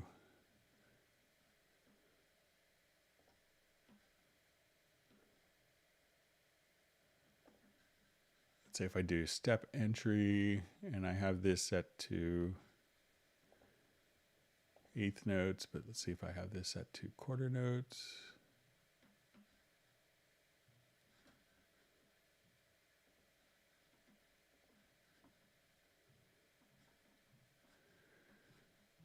So the best option to do it quickly might be to come here and say, okay, I have a bunch of eighth notes laid out for me.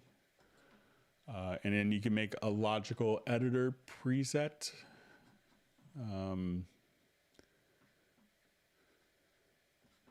So if you come here, we can say, okay, we want to delete.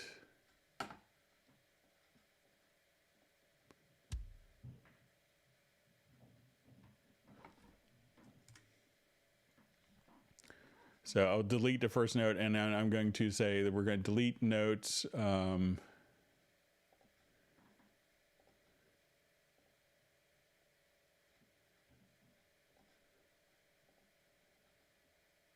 do last event, every other event,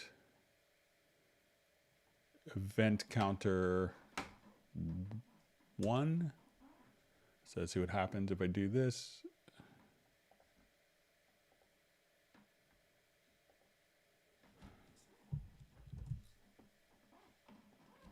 All right, let's try this as 2.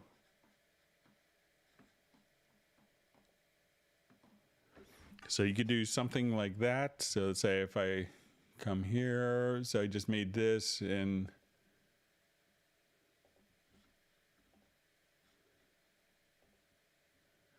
then you could have everything on the, you know, so if you just put in a bunch of notes on eighth notes, you know, we could just say, and there's some other ways you could do this as well. You could say delete every note. And then you could do position. And then you could say outside of range. Or you could say outside of bar range.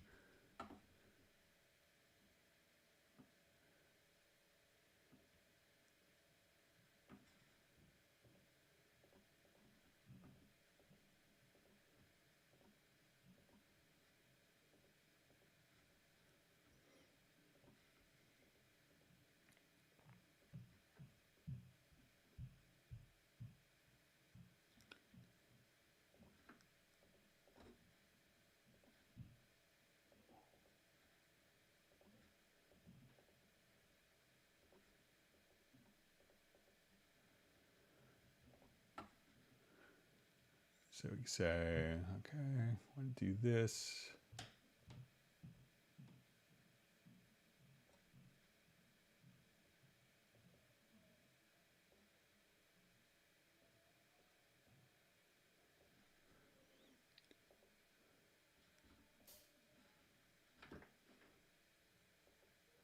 So you could do also something like that, which would say anytime outside of the, you know, the upbeat, you could then do that. But there's not a good, easy way to just do the upbeats or the offbeats, unfortunately. But I could play around with it some more over the weekend and see if I come up with a clever solution.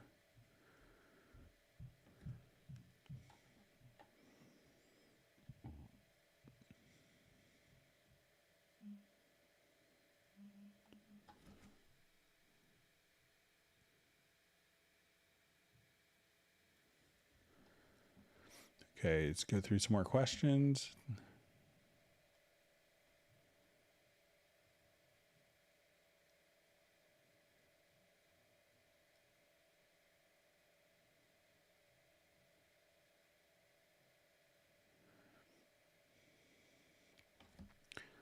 Okay, so to see in a MIDI recording in merge mode, if I record a second take, I can't reset quantize or work around to this. Okay, so let's take a look.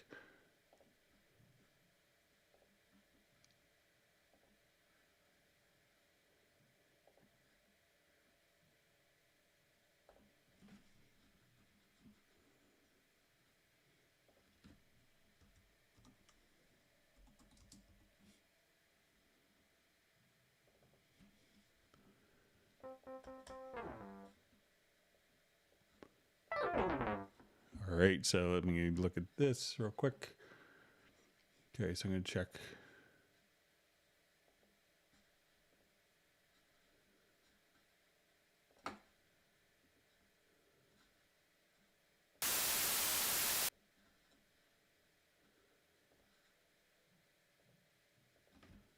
Okay, and I'll just...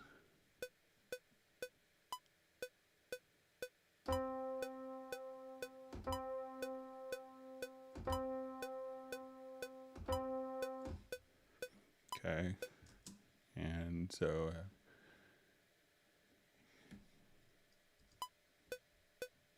all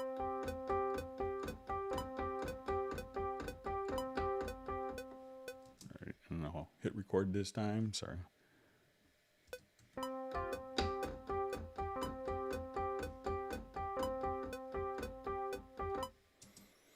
Okay, so let's say I now make sure I have this right. Okay, and let's say if I quantize.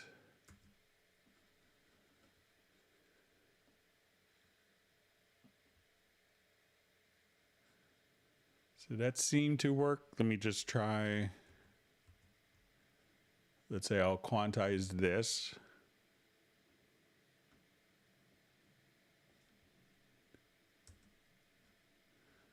Right, and then I'll record again.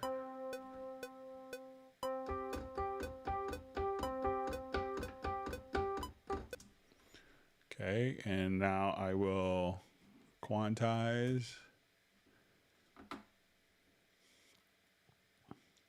And let's try to reset to quantize.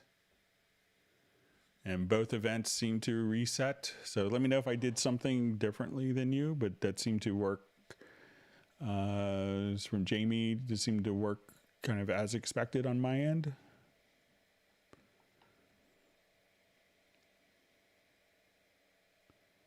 All right, glad that Michael Pierce can make it back.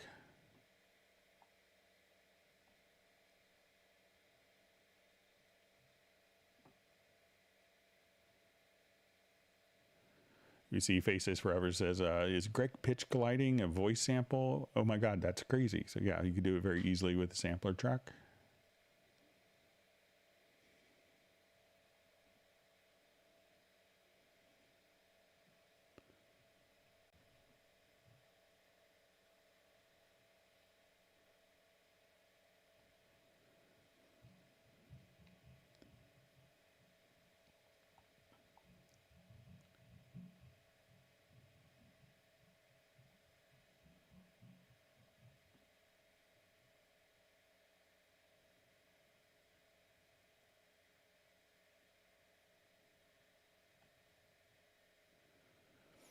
So we see from Mandy Lane, next Cubase in November. So, you know, we'll just see when it's announced.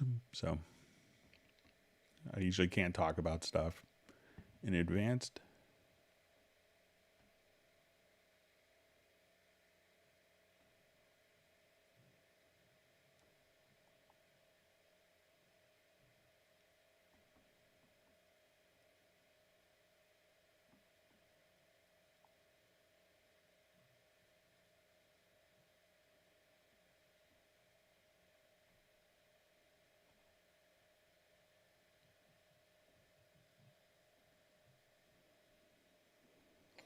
Just see a comment. It's if only Steinberg had their own audio OS and companies supporting it. I know there were efforts in the past, but there weren't enough profit prospects. You know, sometimes with a dedicated audio OS, then you know you can't run your mouse with it that you buy. So that gets to be the problems with.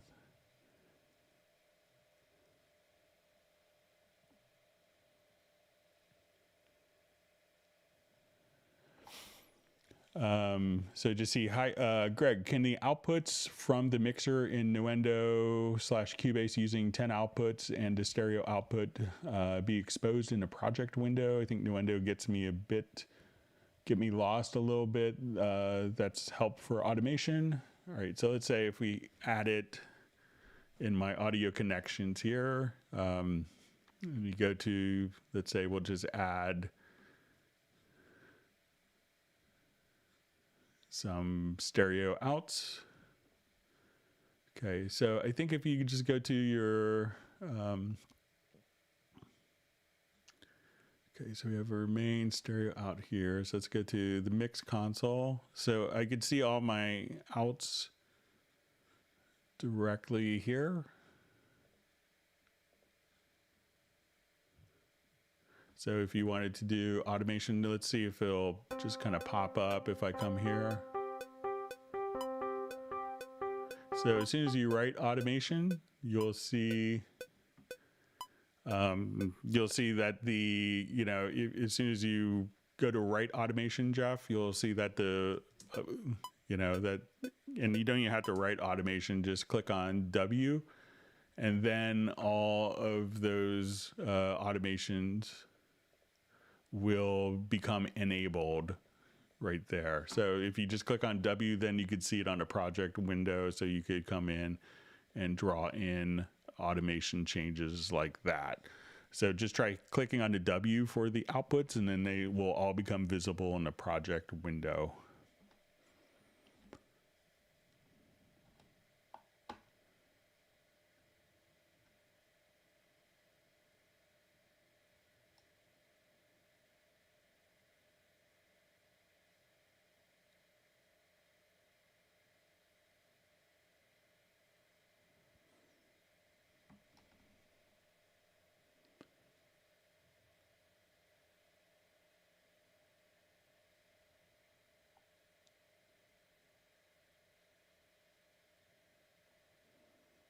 All right, just reading through more comments. Thanks for all the great discussion.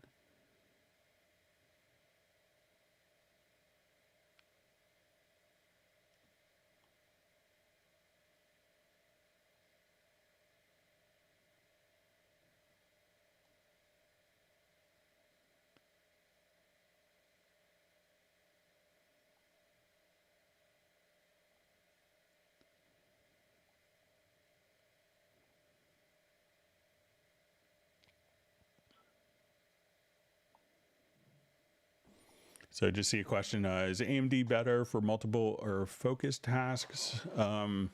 So I haven't run an AMD system in a while personally, so I may not be the best person to ask, but I know Jazz Dude does a lot of stuff with Ryzen, so maybe other people could share their experiences.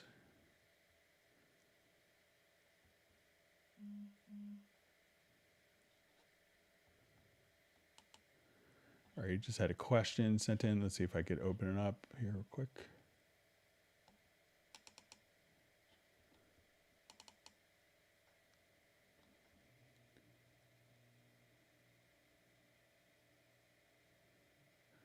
Okay, so this is from Jan about, so yeah, I'll pass that along, Jan. So thanks for the suggestion.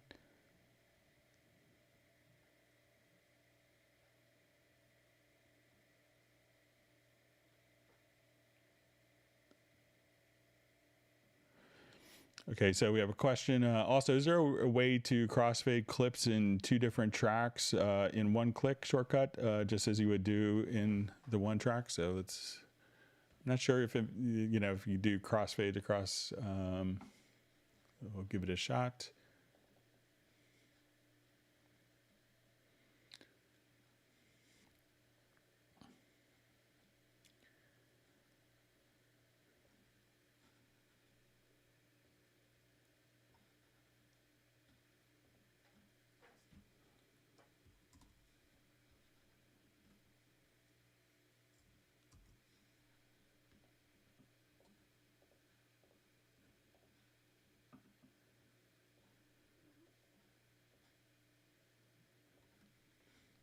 So I think what you might be able to do is, let me just take my snap off.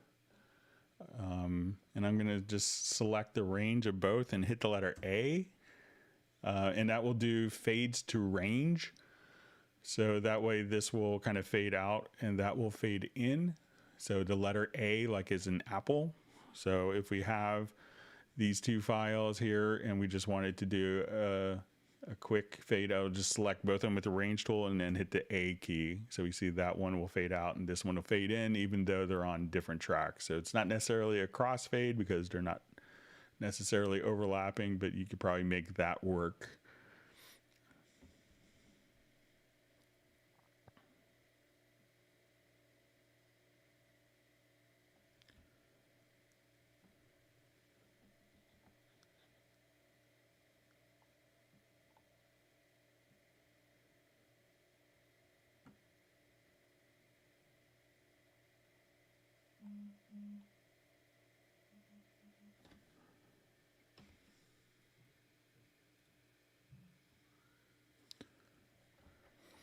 Okay, reading through more comments. Thanks for all the great questions.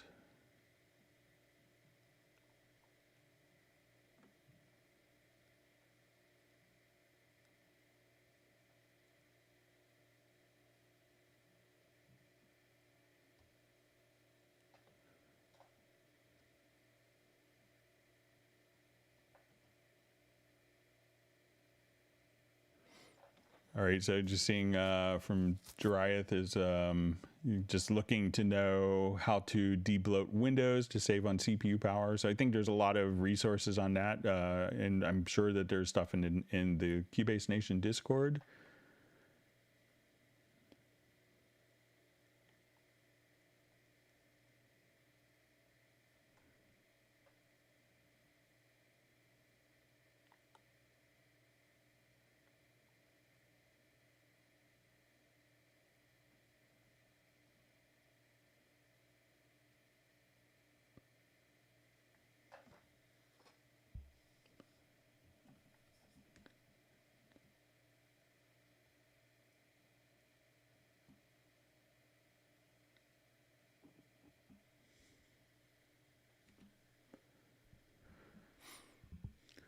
So I just see I need to learn the best rendering techniques to save on CPU processing power, like harking back to how the Beatles recorded their celebrated albums on 4 or 8 tracks. So you could still work the same exact way that they did, you know, just people don't. But you have the option of, you know, getting a whole band together, recording, you know, the drums and bass and guitar to one track and then record other things to other tracks. So you could be disciplined and still work that way without having to, you know, render all of your different things. But you realize it probably took a long time to get everything just right, and, you know, wonderful room and, you know, great songs and great performances as well. But you could still work that way. You know, sometimes I always hear, you know, it's like, oh, working on analog tape is so much faster and better. It's like you could still work that way in your DAW, but you just choose not to. So.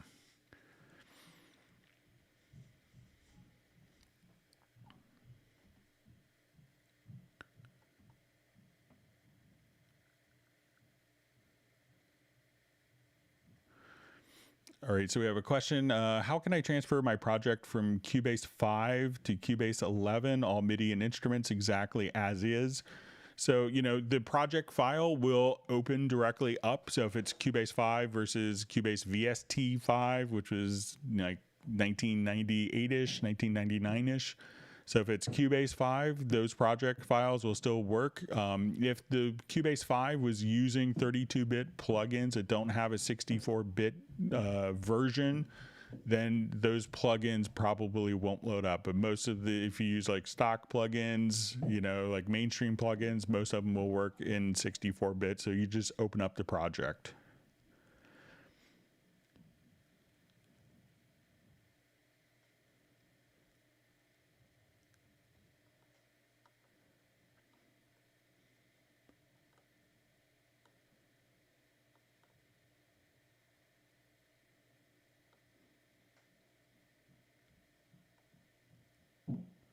Okay, just reading through more comments.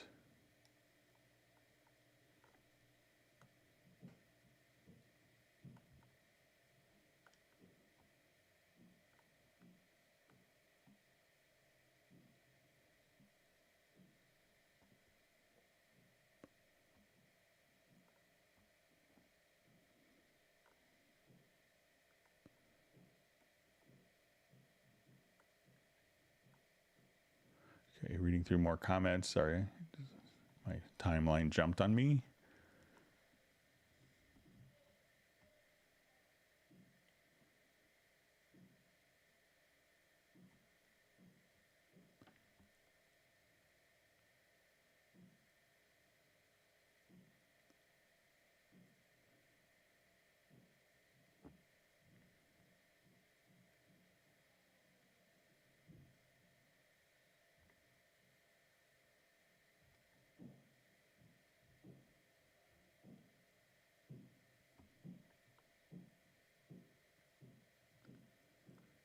Still reading through comments. So lots of discussions on operating systems.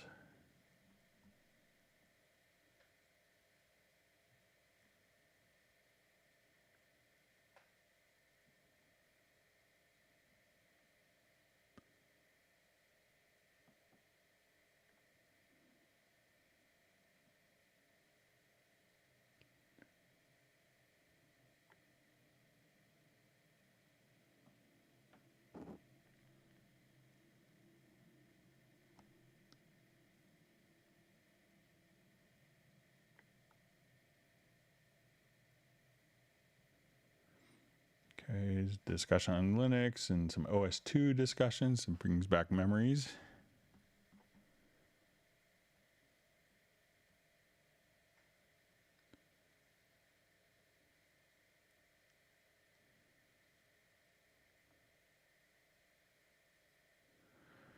Okay, so we have a question. Can you please show how to copy effects inserts across multiple channels in the mixer? Okay, so I always kind of forget how to do this, but I think I can remember now. So let me just go to a different project. So there's a little trick to this.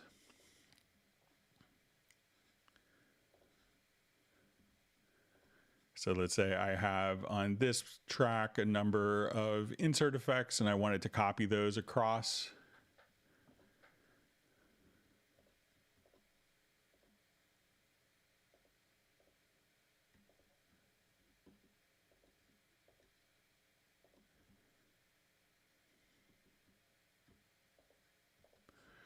Okay, so let's say I have that lovely effects chain on my kick track. All right, so we're going to go to our inserts on our mix console here.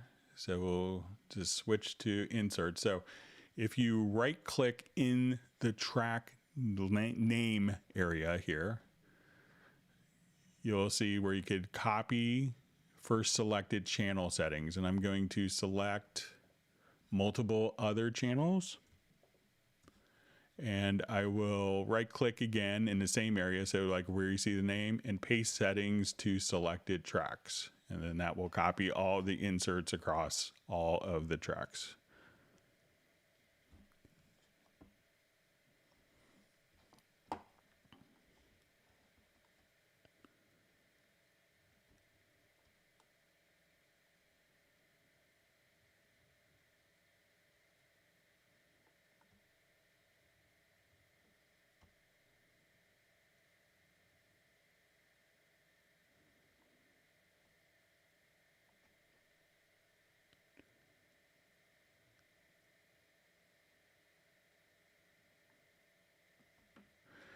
Okay, so just reading, it's from Ed Rugman. I've got a problematic WAV file that causes random third-party plugins in 11.04 to not work when dragging to project window to create a track, but it works if dragged manually.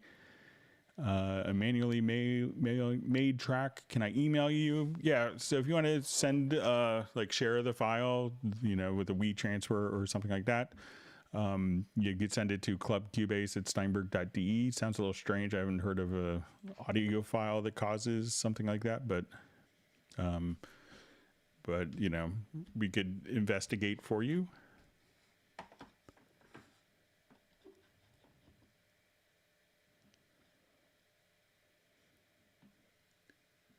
Okay, we got a couple minutes left. Let's see.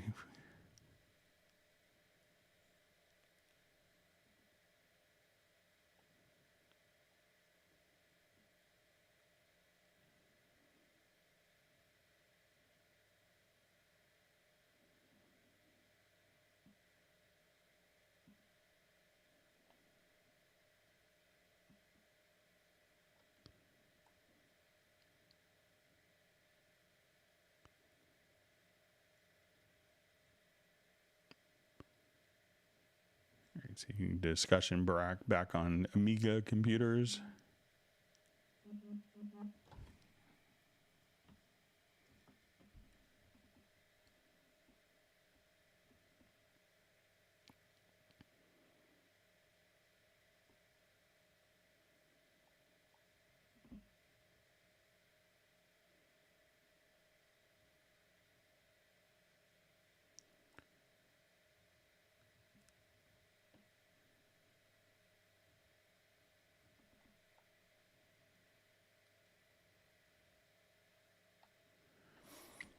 Okay, so we just see a question. Hi, maybe a note question. How can I create a project template without all the recorded audio? Thanks for doing the live stream, Gregs. So let's say if I wanted to take this project here, and I'll revert it quickly, and I wanted to use this as my template. So what I want to do first is, you know, if I wanted to I don't want to use the files, I would select all the files and delete. I would then go into the pool window and we would say remove unused media. So we can say remove from pool, and now I could save it as a template. So a lot of people delete the files, then don't go into the pool and remove the unused media. And then every time you open up the template, you get a bunch of, you know, missing files messages, because the pool that you created the template from is still looking for those files that were being used in the project at one point. So just choose to remove the unused media, and then from there, save it as a template.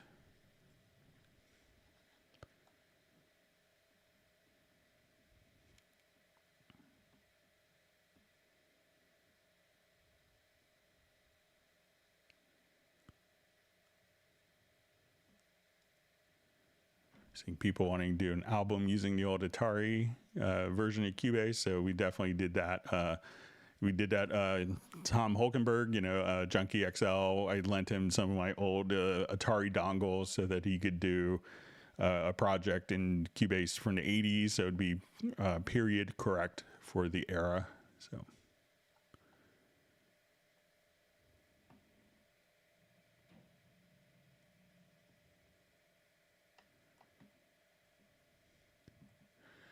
Okay, so with that, we're probably just out of time. I want to thank everyone for all the great questions. And again, we'll be doing our next live stream on Tuesday, starting at 1 p.m. U.S. Eastern. I want everyone to please stay safe and healthy. And we'll see everyone Tuesday. Everyone have a wonderful weekend. And thanks for everything. And please, looking forward to Tuesday's live stream. So we'll wrap up for today so we can still have our closed captioning for people with other languages, and thank you very much. Goodbye.